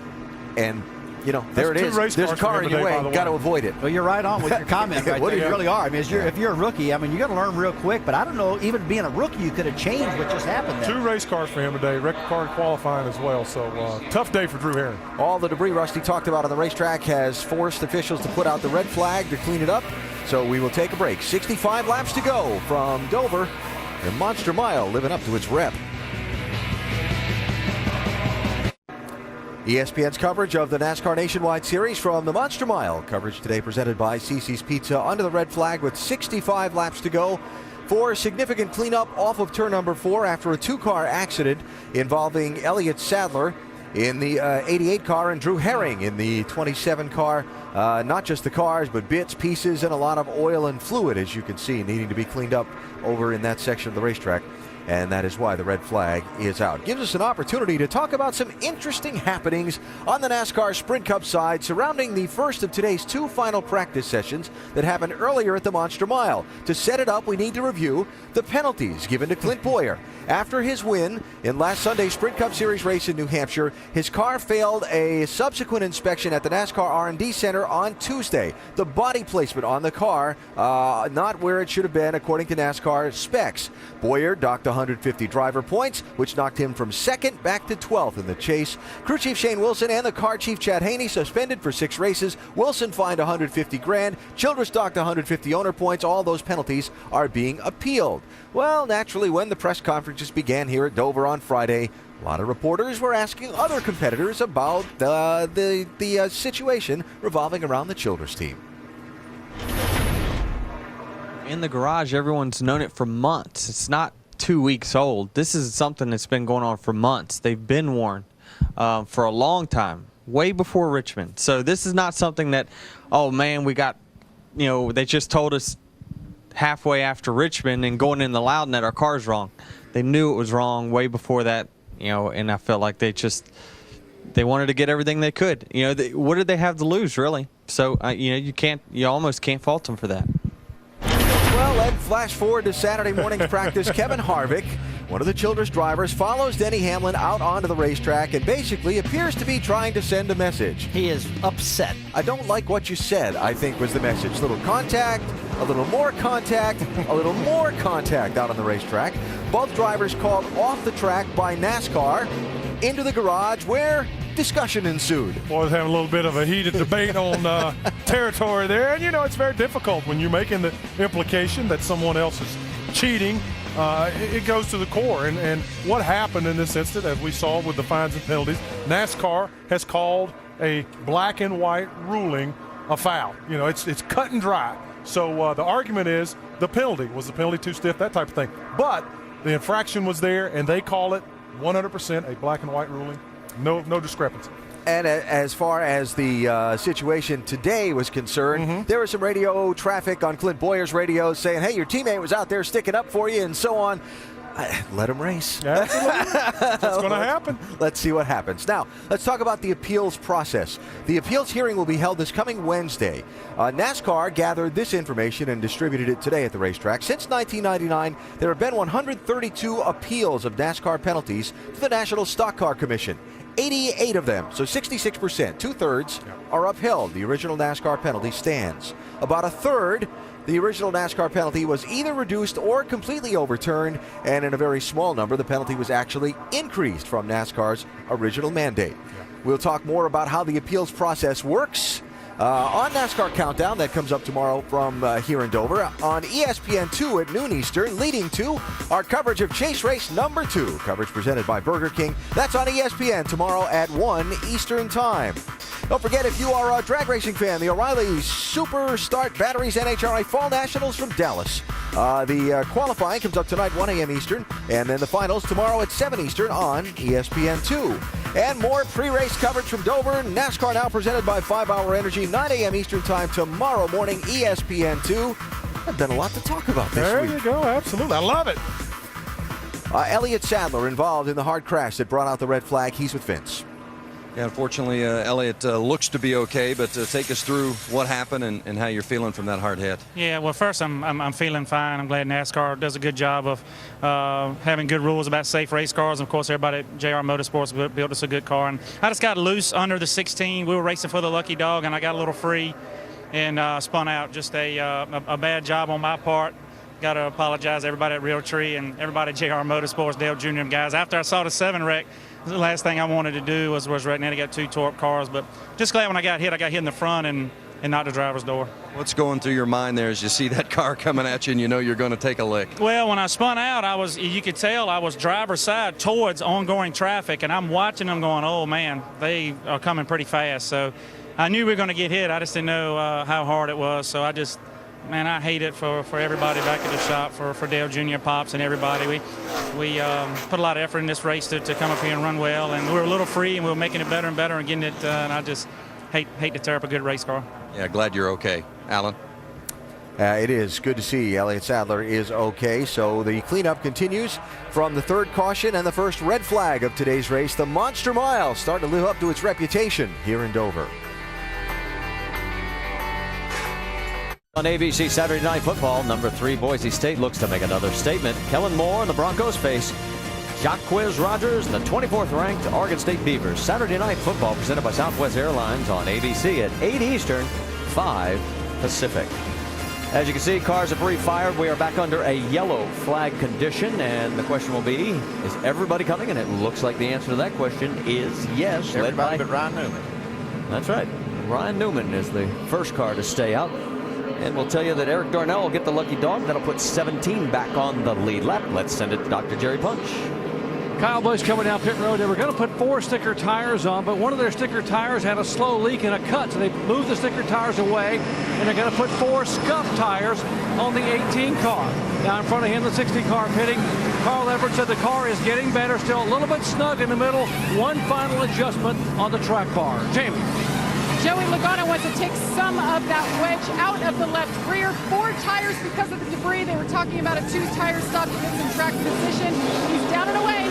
He gets down and away, guys. Gains 1 position. He is now second to his teammate, Kyle Busch. Marty? Well, good for Logano, but take a look at Carl Edwards. He's going to drop 5. 2 tires for Michael Annett. Remember, he had a penalty earlier. And you're saying, wait a minute, where's the 33? Well, just prior to the red flag situation, Kevin Harvick had this happen to his race car. The smoke come out from the cockpit. I don't know exactly what it was, but you can see right there. Definitely had a lot of smoke. He pulled it to the apron, threw his winning net down. Yeah, bad enough that he probably couldn't breathe. He was trying to get it to where that smoke would get out of there for him. Why does this happen? This is right when Elliott Sadler crashed, about right here, so he stays out on the track. So as of now, he is still in the race, albeit we'll try and find out exactly what happened. As you can see, it refired, the smoke cleared, and there he is. Completing our 10th red flag of the season, in both Dover races have been affected. Let's take a look at what happened to Carl Edwards as he lost 5 spots on pit road. This is potentially the last stop that these teams will make, so you want to make sure it's a good one. Sorry about that. Dadgummit. On a race to the left, maybe another pit stop. Shake it off, guys. We're going to do better next time. All right, let's look at how it broke down, and you'll see the glaring error on the right side. Yeah, that 9 seconds on the right side. They had a problem over there with the right front, and cost them a ton of time. You see that 16.4 lose spots every time. Let's go back and take a look at it. You can see exactly what happened, how costly this was for the 60 team. They're trying to beat this 18 car out of the pits. That would be a good shot for them to win this thing. So if they try to rush it a little bit right here, but you can see the right front tire changer going back, and he drops a lug nut, has to take the time to put it back on. The official standing right there, so gets it put back on. They come around to the left, and everything's normal from there, but they have already lost their spots. So Carl will restart 8th. Ryan Newman stayed out, so he will be our 3rd different leader here today. Kyle Busch by far has led the most laps, 132. We're getting ready to go back to green flag racing. It'll be Newman on the high side, Kyle Busch, Joey Logano, Reed Sorensen, Paul Menard, Trevor Bayne, Michael Annett, Carl Edwards. That's your top 8.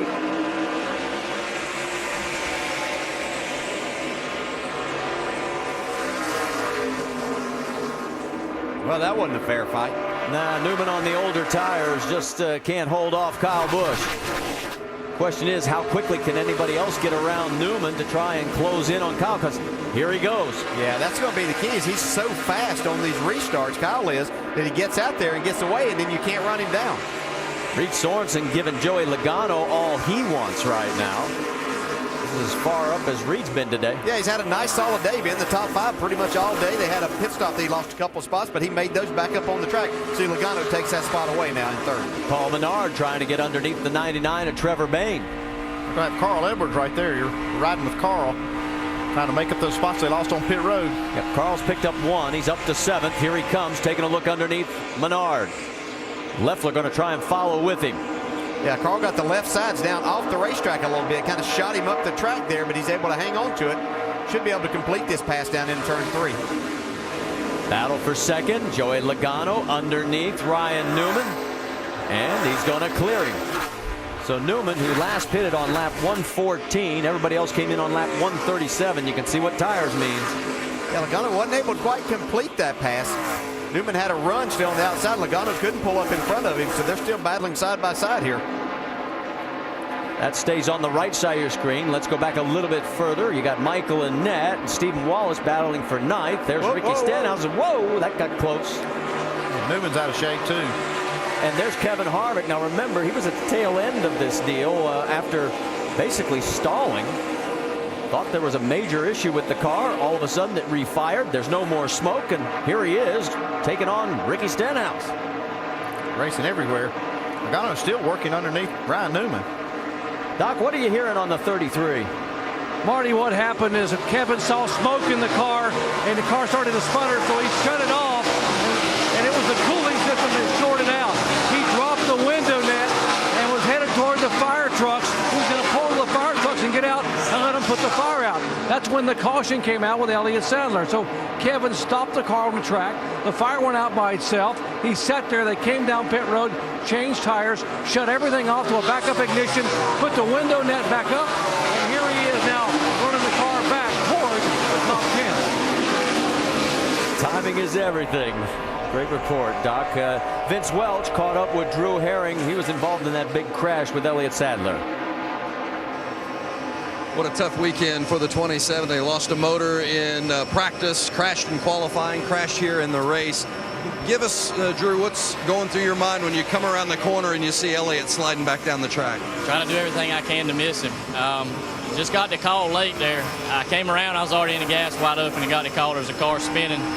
Got on the brakes as soon as I saw him as hard as I could and turned hard left. He actually stopped, and the time he did, it slid just a little more, and I just couldn't do anything about it. I hate it for these guys, this whole Get Loaded Ford Fusion team. They worked so hard this weekend, and definitely not the kind of weekend you'd wish on anybody. I hate it for Elliott Sadler, those guys. I know they were kind of fighting some of the same issues we were, just trying to bide our time and salvage the finish out of today, and definitely not end up like we did, but it's just one of those days ready to get away from here, move on from it, and look for better things. So just got to keep our head high. This happens to everybody. You know, you're going to have weekends like this the longer you race, so just kind of move on from it.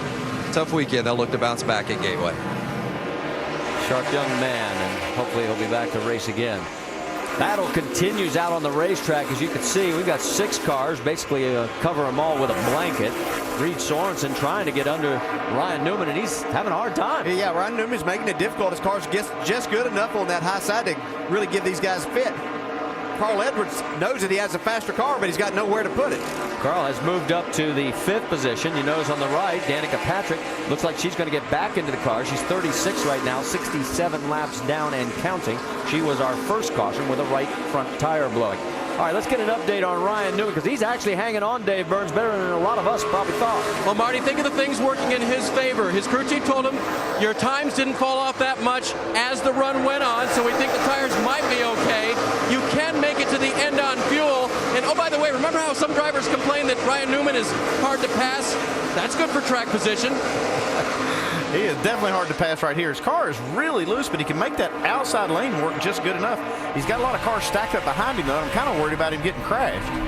What it's allowed to happen is the 2 guys in front of him, Busch and Logano, are now 5.5 seconds in front of this group. If you look right behind this group, they're stacked up right here. Look at this. All these cars getting bottled up behind Newman. Menard going underneath the 99 again, and there goes Edwards. This is what he needed. He is really hacksawing the wheel, trying to get the pass done around Reed Sorensen. And this is where that one lug nut has come so costly, because he would have avoided all this. Yeah, he'd been in front of this. He would have been trying to track down Kyle Busch. Yeah, now he's having to use up a lot of his race car and the tires just to get himself back in front of this group. Ricky Stenhouse taking a look under the 66 of Stephen Wallace. Can't get it done as he slides up. Justin Allgaier right behind him there, and he's back on the lead lap. Remember, he was one of the lucky dog recipients. Then it is Harvick in 12th and Brad Keselowski there in 13th. Here goes Carl taking a look underneath Ryan Newman. This is for 3rd. Carl's car doesn't look as loose as what the 32 was for Reed Sorensen, so he should be able to make this pass a little easier, I do believe. The problem is, as he finally clears Ryan Newman, he is now 7 seconds behind race leader Kyle Busch. All right, Brad Keselowski, just like you pointed out, Andy, in the first race in May, halfway through the race, all of a sudden the car falls off, and here he is, mired back in 13th. Jamie Little, what's the latest? Well, by looking at the front of that car, you see the right front on him has some damage. 2 pit stops ago, when he was coming down pit road, just about to come down, he got into the 33 and had that damage. That caused him to come down this time 2 different pit stops to fix that damage. So he fell out of the top 5. He restarted 16th, and he's only been able to find his way back 2 positions, guys. Yeah, that explains a lot. We didn't see that damage, Jamie, and that does explain why he was falling back. Right side of your screen, you see Reed Sorensen trying to take over the 4th spot from Ryan Newman, but Newman hanging on thanks to that high line. But you notice that Carl Edwards has pulled away from this group. He's still 7 seconds, though, behind race leader Kyle Busch.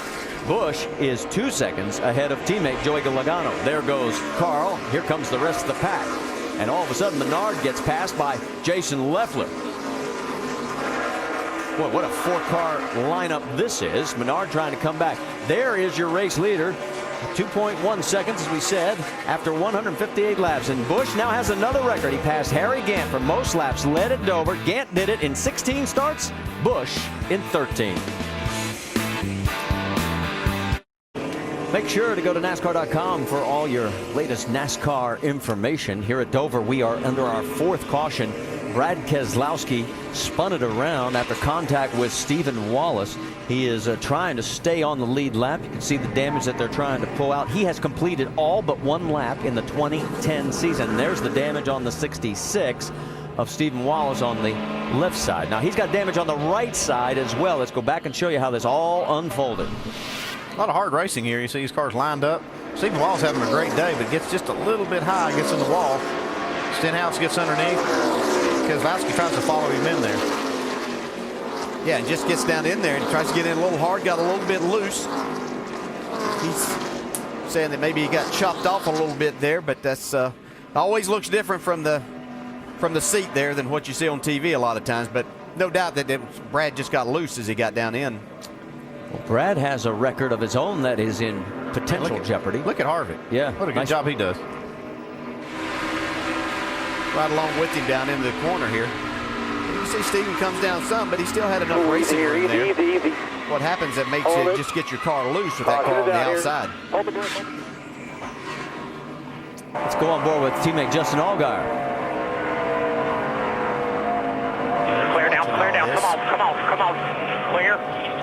Caution's out. I mentioned that record that Brad Keselowski holds, 94 straight races that he has been running at the finish. That is an all-time Nationwide Series mark. Well, we got a moment. Let's talk about our Verizon wireless customers. They can text Champion to 43776 for exclusive Champion chats. It's content from our NASCAR Now Roundtable of Experts.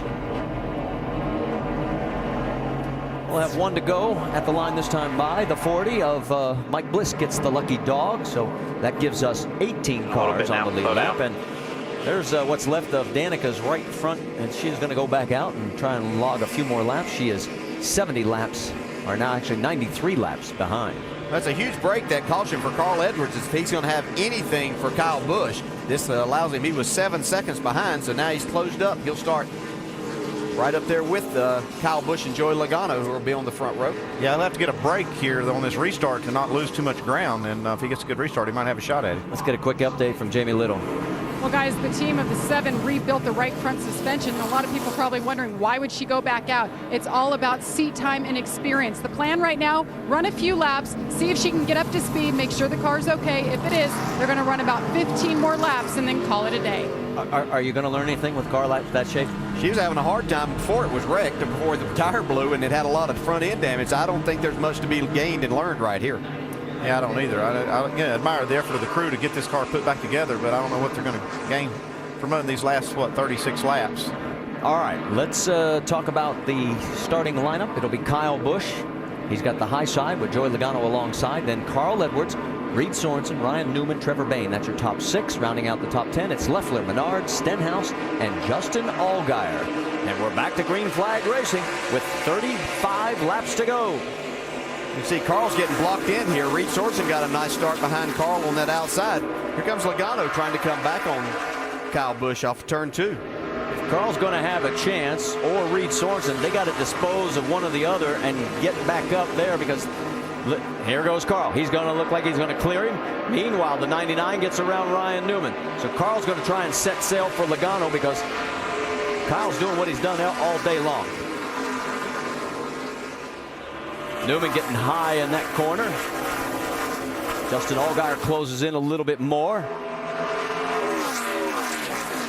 Now Newman dives underneath the 98. Can't make it hold there. No, almost. He did a nice job. That was experience that paid off right there to keep those two from wrecking. Kevin Harvick taking a peek underneath the 38 of Jason Leffler. Ricky Stenhouse just a little bit backer, and there's Eric Darnell also in this mix. Darnell got a lucky dog pass. He's running an 11th. Kevin Harvick made a pit stop that last caution, so he's got a little bit fresher tires. Stephen Wallace doesn't look all that worse for the wear, considering the damage. He's got fresh tires underneath him. On board with Steven. He's currently running in the 12th position. Whoa, Darnell gets loose, opens the door for the 66. Meanwhile, Allgaier's taking a peek on Ryan Newman. Remember, Allgaier's car was extremely loose at the beginning of this race. They've done a nice job of tightening this thing up for him. Yeah, it looked like it was going to be one of the first cautions because it was that wicked loose. This will test him to see just how tight that car is as he tries to make this pass on Ryan Newman. We've seen a lot of guys try this with good race cars and weren't able to make this pass. Great view from above. You can see both the passes that are trying to go. Let's go speeds at the line. See who is fastest here. Well, we got 30 laps to go. You got Kyle Busch leading. You see Logano and Edwards now trying to chase. Let's see if anybody can make any headway. Looks like Carl Edwards had the second fastest lap that lap. Just a little bit faster than Logano. Those are the 18 cars that are on the lead lap. The lead right now 0.6 of a second over Joey Logano. Carl Edwards is 1 second back. Again, Allgaier trying to go underneath Newman, while right behind Harvick has cleared Jason Leffler. And the one thing that I can see is we've got some shade, we've got some clouds here, and the corners actually off of 2 and into 3 and a good part of 3 and 4 is under. It's a lot less hot there now, and I think some of these guys, we heard Kyle Busch talk about being tight earlier. I'm wondering if it might create a more tight situation for him as these laps wind down.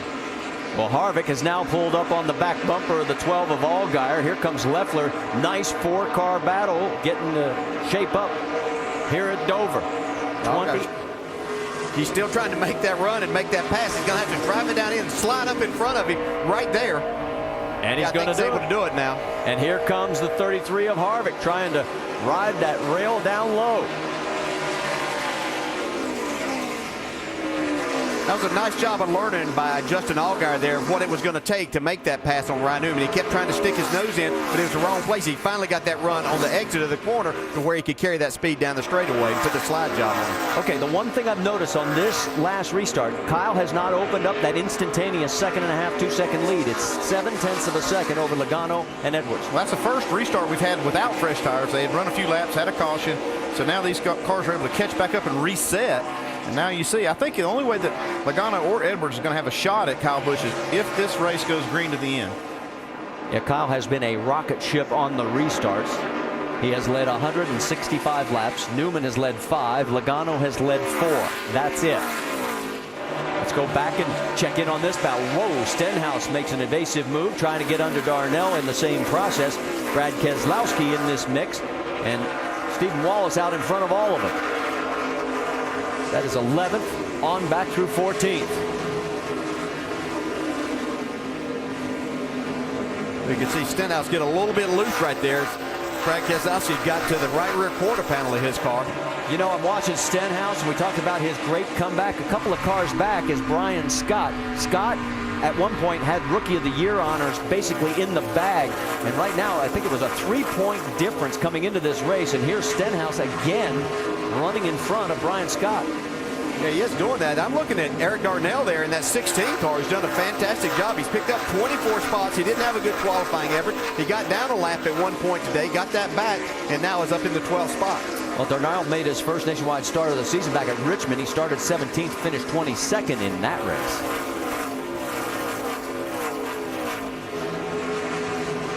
Side by side with Stenhouse, the two Roush Fenway Racing teammates.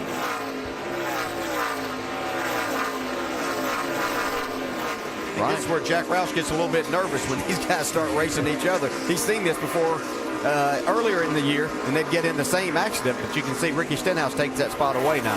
And there's Brian Scott, as we mentioned, just a couple of cars behind him. Brad Keselowski, followed by Brendan Gaughan, Michael Annett. Those guys are all on the lead lap.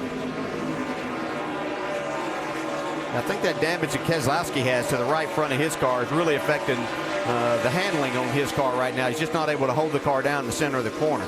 Brian Scott taking a peek underneath Darnell. They're side by side through the corner. Can he clear him?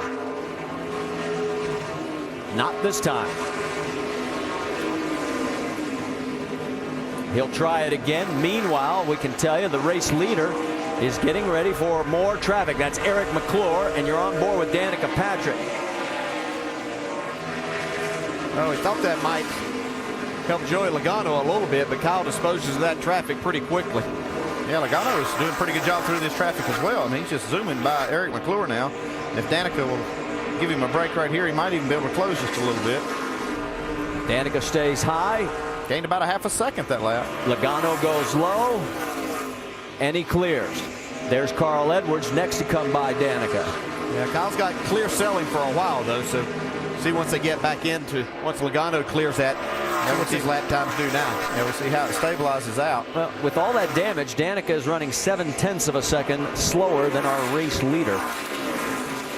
But she's flogging it. She's getting out there and getting the laps. Yeah, they actually did a pretty nice job of getting this car repaired and fixed, and she is able to get a little more experience, a few more laps on the track here. Top three now have some wide open track. There goes Kyle, Joey, and Carl. 17 laps to go here at the Monster Mile. It is basically going to come down to these three. Side by side, it is Brendan Gaughan getting passed by the 22 of Brad Keselowski. Well, almost. Here comes Brendan right back on him. Yeah, Brad's got his hands full with that race car right now. Whoa. Well, he does clear him. Michael Annett now wants a piece of the 62, and it looks like he's going to get it. So both those guys were recipients of the lucky dog, and right behind them is Willie Allen. Allen is 2 laps down in 20th position. Racing for ALS on the hood of his car. A great story. Not great from the standpoint of the fact that Willie lost his father to the disease, but that Willie has taken the cause up and saying, we're going to do whatever we can to raise money to fight Lou Gehrig's disease. We wish him well. Whoa, Stenhouse. And here comes Wallace right back on him. This is for 11th on the racetrack. Stenhouse is trying to get his 3rd straight top 10 finish for the first time ever in his career. And he's racing like there's 15 laps to go, which there is. It's actually 14. 14 now. The race leader's just past Stripe. Yeah, but Stenhouse, he kind of got forced up there a little while ago up to the high side. He'd been running around the bottom most of the race, but he got forced up there in traffic, and so he's able to make up some time there. So he's making that high side work. He might get to the top 10. Okay, they're in clean air. Let's check the leaders. Speeds at the line. This time by. Here they come. We'll see what they have. 1, 2, and 3. Just the way they're running. Shows you the gap a little bit further back as the laps continue to wind down here. The battle for 5th place is what we're looking at right now. That's Trevor Bayne trying to hold off Paul Menard. I'm sure if Kyle Busch ever goes back and watches these races and listens to us sometimes, he'd probably think, what are those guys talking about? Thinking these guys are going to catch me. Well, every now and then they do. Yeah. 4 times they don't, though.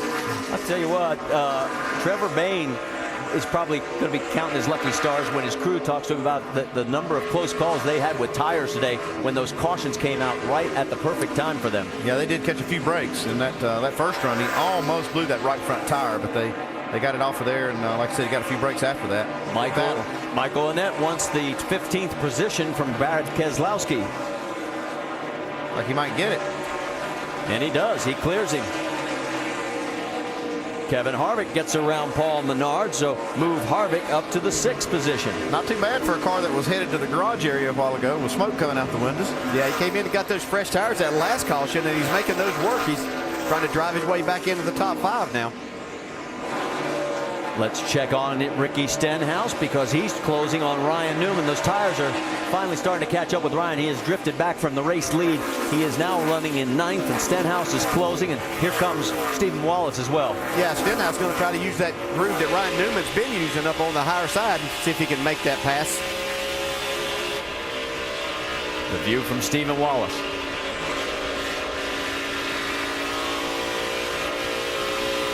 Gives you a little bit of an idea of how you drive uphill out of these corners. It's what you fight. You've got the banking, and then it flattens out, even though the straightaways are still banked 9 degrees. You see Brian Scott also giving the 66 a look.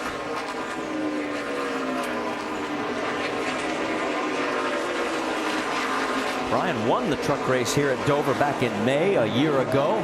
Right now he's got his hands full. The lap traffic of Eric McClure being cleared by first Ryan Newman, then Ricky Stenhouse. Eric giving plenty of ground. McClure's running 29th right now, 6 laps down. How about the battle again for 5th? Trevor Bayne has it. Kevin Harvick wants it. Yeah, and he has fresher tires and a lot of experience on young Trevor Bayne, and I think that's going to prevail right here.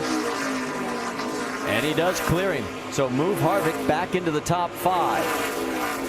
The laps continue to widen down. It is 6 laps this time by, and of course for Kyle Busch, he's looking to make another page of history in the NASCAR record book. Let's check in on this radio.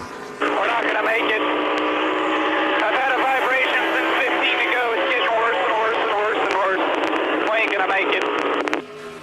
It's pretty pessimistic right there. He must feel like he has a right front issue maybe, or maybe a loose wheel. I'm not sure what he's feeling. Yeah, you know, sometimes we talk about that lower air pressure. Something he's tried to get out there and get those leads. Like that. We're going to do this right here. We're going to do it.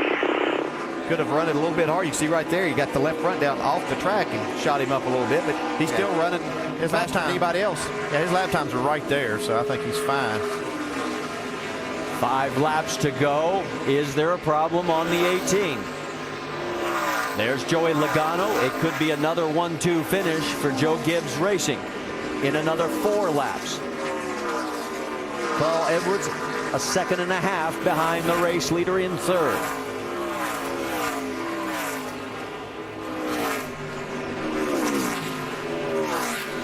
That last lap, both cars, Joe Gibbs, Toyotas ran identical 24.8-second laps. Now this time there'll be 3 laps remaining. And the last time Kyle Busch led over 100 laps and failed to win was Kansas last October. Guess who went on to win? Joey Logano, the guy riding right behind him. But Kyle has led, go at the 1. Kyle has led 188 laps today. Logano has led 4. Yeah, and he's going to encounter a little more lap traffic here. Just be a matter of where he catches him. Does it slow him down? You can see Joey Logano's catching him. He's got it down to a 0.5 second here right now. 3/10 that last lap.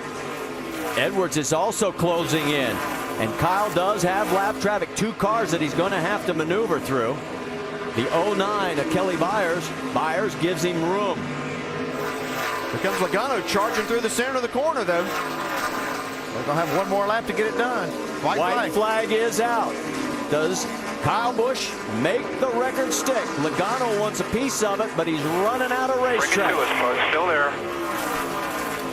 Down the back straightaway for the final time. Kyle Busch, Joey Logano. It could be and will be the 11th time that Joe Gibbs Racing is going to finish 1-2. Coming around the corner, 41st win is Nationwide. 11 right there, boys. And he's got the record. There we go. All right. Woo. Carl Edwards comes home in 3rd, and you can see how far back it is to Reed Sorensen in 4th. Rounding out the top 5, it will be Kevin Harvick. Joe's going to get his picture taken. Here comes a battle. Stephen Wallace, and he holds off Brian Scott for the 12th position. You are awesome, dude. Thank you so much. But whatever problem Kyle had in that race car, it wasn't enough to keep him from winning. I'm not sure he wouldn't mess with those guys. And the rest of the field today, he really had a good car all day long. Nobody could really mount a true charge against him. Yeah, I can tell you, I was racing against Sam Ard in 1983 in the Busch Series at that time, and thought that was just phenomenal, winning those 10 races, and wasn't sure that record would ever be broken. Of course, Kyle tied it just a couple of years ago, but man, this young man is just phenomenal talent.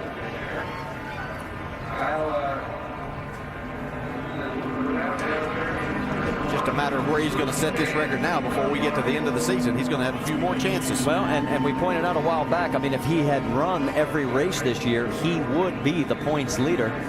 But, of course, it has been a limited schedule.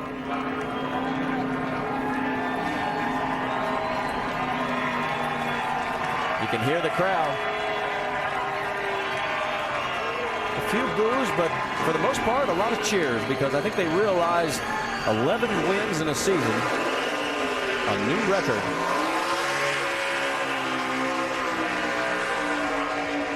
and he's done it in 23 races this year. This is race number 28 on the schedule, but he hasn't run 5 of them.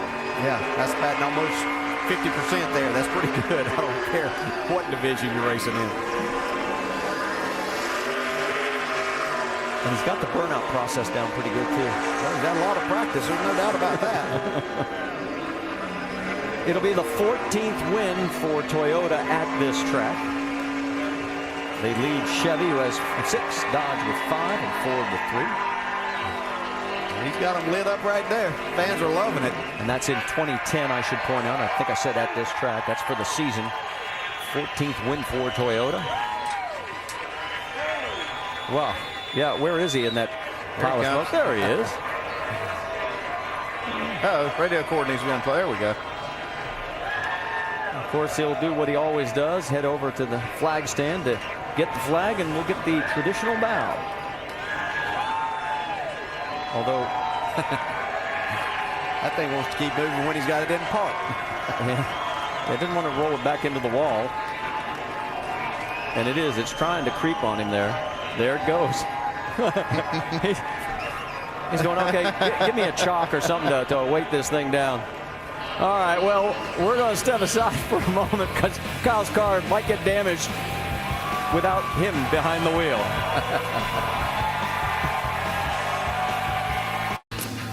Well, Kyle had trouble keeping the car from rolling back into the wall. Remember, the straightaway is still banked at 9 degrees, and you can see there 10 plus 1 equals 11.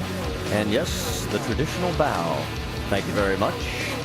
Let's show you the ticket to the race because we've got some great action coming up on the NASCAR Nationwide Tour. All you got to do is log on to NASCAR.com/tickets or call 1-866-GO-NASCAR. Of course, we're heading for the Kansas Speedway, then all the way out to the West Coast, followed by Charlotte, Gateway, Texas, Phoenix, and the season finale at Homestead Miami Speedway, November 20th. Well, Kyle has made it to Victory Lane here at Dover, and he's climbing out. Doc, let's send it your way. NASCAR's newest record holder getting a shower in Victory Lane here at Dover, Delaware, turning and celebrating his 11th win of the year. What an effort for Kyle Busch. And Kyle, we're getting doused. And Kyle, this race was totally up for grabs until lap 4 when you took the green. You took the lead of this race. What a dominating performance. Congratulations today. I appreciate it, man. Thank you. I can't say enough about these guys on this team. You know, the Joe Gibbs Racing guys do a phenomenal job. And NOS Energy Drink, Z-Line Designs, this Camry was flawless. I mean, it was really, really good. I'm just unfortunate there at the end. I don't know what happened. I don't know if we had a wheel loose or what was going on, but it started vibrating and shaking real bad. And I wasn't imagining things. It did happen. So that was worrying me quite a bit. But, you know, got to thank Gillette and the Nationwide Insurance, of course, Combos, Marquis Jets, all the guys that have made this thing possible. It's really fun to come out here and love running these cars and winning with Jason Ratcliffe and all these boys. Yet another record is yours. I know these records mean so much to you, but this one is special. Most wins ever in a single season in the NASCAR Nationwide Series, topping one of the all-time greats, Sam Ard. Yeah, it's pretty spectacular to be associated with these guys and have these guys win with me. And you know what? Leo's in victory. He better be in victory lane with us. Where's Leo? Where's Leo? There he is. Leo's here. This is his first time in victory lane. I told him, I says, if I ever break 10 wins, you're coming to victory lane. And sure enough, we did today. And it's cool to get a guy like that to victory lane. He's superstitious for some reason, just doesn't like come to celebrate. You know, he says that's what we're here to do. We're here to win races. What's there to celebrate? So, but we're celebrating tonight. Back in May, the win on Saturday had enough momentum for you to be able to do the same thing on Sunday. What about what could happen here tomorrow in the Cup car? I don't know. I'm certainly hoping that it pays due tomorrow as well too with our Interstate Batteries Camry. I mean, it was pretty good in practice. Unfortunately, you know, we were kind of battling back and forth between tight and loose a little bit, but Dave and I were really communicating well and talking about things and really trying to strategize what we should do, and learned quite a bit here today with this thing. So I'll take that knowledge and go back to Dave with it and talk to him tonight and see what we can work on to try to make sure that thing gets victory lane. Just between you and me, you want to share what you learned today? Nope. All right, hey, go celebrate. Congratulations. You put the mic in my face. What do you think I was going to say? Okay, Kyle Busch, a record setter here in Victory Lane at Dover, Delaware. Dave Burns. And with Joey Logano now breaking things down with crew chief Kevin Kidd, and unfortunately, another second place for Joey, the 6th one this year, the 3rd one to your teammate. And it sounded, from what you shared on the radio and maybe what you were talking to Kevin about, that a similar issue with not getting to victory lane, getting up to speed quick? Yeah, we're no good on restarts, and we've been that way all year. I don't know why. It takes us 3-4 laps to even be within 2/10 of the car in front of me. It takes me about 15-20 to equal out, and then I try to go get them, and that's why we lost today. Last few laps we were really fast. We're just we just weren't good enough. We weren't that good in the beginning of the race. We were a third place car, and we worked all day to become a second place car, and I feel like at the end we had a car that was good enough to win, just too late. And it's second. Like I said it stinks, but it's better than third, so we'll take it and move on. It just 6 second places. I want to win one of these things eventually. He will. I have a feeling the W is not far away. Jamie? And Carl Edwards brings it home third after a dropped lug nut. You guys dropped quite a few positions, Carl. New crew chief today. How would you say it was overall? I thought Mike Beam did a really good job. And my pit crew is unbelievable. They do a really good job. And that was one bad pit stop. And I think we had a second place car and we finished third. So that wasn't the worst case. It could have been a lot worse. And we had a lot of folks from Copart.com here in Fastenal, and I think it was a good start for Mike Beam and I. It was a big risk to let Drew go over there and work with Donnie Wingo and everything, and I think we made the right call, though, and I think that we've got some good things to look forward to. Will he be on your pit box calling the shots the rest of the races? I believe so. That's my plan, at least, and Mike did a really good job. Hal, the engineer, did a good job, and we were competitive. I could see Kyle and Joey, they're right there in front of us, and last time we were here we struggled, so I think we're gaining ground. Competitive is good, and you were that today. Carl Edwards brings it home third. Alan? All right, Jamie, thank you. So Kyle Busch leading 191 of 200 laps today. The Joe Gibbs Racing Team leading all but 5 laps of this Dover race. They continue to be so dominant at this racetrack. Kyle Busch breaking the all-time single-season wins record in the Nationwide Series that he shared with Sam Ard. Words to describe the performances you're seeing out of Kyle Busch this year. It's just fantastic. I mean, he is driving the wheels off that car. I mean, to break that record, and Alan do it by dominating today, leading 191 laps, like you said, just an amazing feat. Those guys have got that Joe Gibbs Racing Toyota Nationwide team figured out. They've been doing it week in and week out, and you got to commend him. You really do a great job out of him. Yeah, he matches up so well with this Nationwide car, and from day one of this season, he has been dominant. He has continued to build upon that. And it's truly it's a pleasure to watch the guy drive these race cars. He's so good, so talented. It's a lot of fun to watch him. He stinks up the show a lot of times, but it's still fun to watch him race. And congratulations, he broke an incredible record that Sam Ard has held for a long time. Kyle's pursuit of the record and the Joe Gibbs dominance here at Dover. One of the stories we talked about starting our coverage. Danica Patrick was another, and how this would be the toughest test yet for her stock car foray. It wound up with a 35th place finish. Let's hear from Danica. Certainly a disappointing and frustrating day for Danica. And when we talked before the race, you said you just hope to go out and run to the finish and learn. Well, you were running at the finish. It was that in between.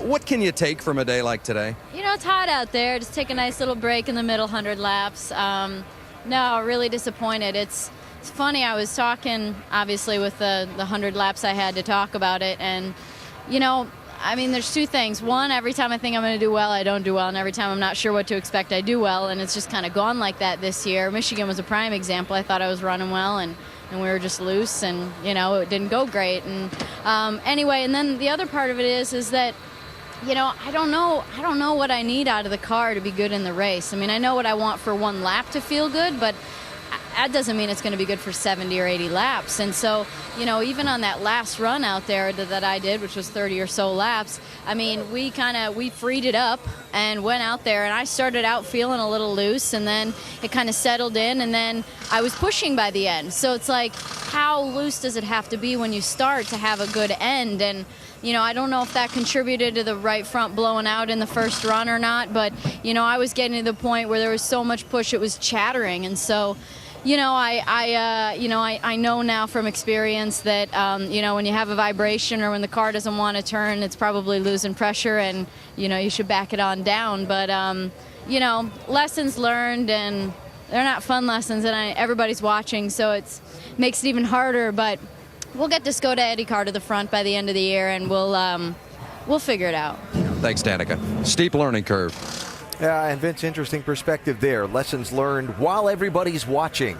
And a tough place to learn some lessons today. And Danica winding up finishing in 35th position. A couple of undefeated SEC rivals matching up on ESPN tonight. Steve Spurrier's South Carolina Gamecocks taking on the road to face Cameron Newton and the Auburn Tigers. It's college football primetime presented by Hampton Hotels. ESPN tonight at 7:45 Eastern. The South Carolina-Auburn game also available online on your phone and on ESPN 3D. For more information, log on to ESPN.com. That will be a good one later on tonight. And as the celebration continues, and take all those photos to mark a very special day, let's hear from another guy who had a good run today. Reed Sorensen finished 4th, Jamie. Reed Sorensen just said, I'm going to be watching that game. South Carolina's my team. But let's talk about your race. You ended up finishing 4th. You guys got strong at the end, but you had some battles, especially with the one car. Take us through your day. Yeah, we were just too loose. And, just it's really hard to race side by side with somebody here when you're that loose. It's because it takes all the air off your right side. And I don't know, one's just racing really hard, but that's what he's supposed to do, I guess. So other than that, we had a really good car, really good on long runs. I think there at the end, the last 15 laps, we were as good as anybody, if not a little better. Just too loose to get going. And we had a good day, though. It was a solid day. We didn't really ever fall back. We always held our own. And pit crew did great. Everybody on the Dollar General team did a great job. And look forward to getting this year finished out and maybe getting a win before the year's over. Well, Braun Racing news this week, they sold to Turner Motorsports. They're looking at a 3-car effort next year. You're the 4th car, of course. What does that mean for you? Do you have any indication of what your future holds with this team?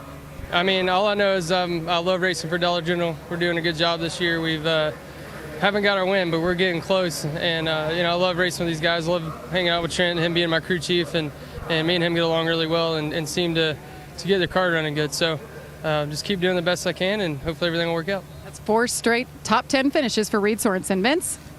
Well, we talked at the beginning of the show about Trevor Bayne and how well he's run, yet the future a bit uncertain. Another top 10 today, the 4th time in the last 5 races.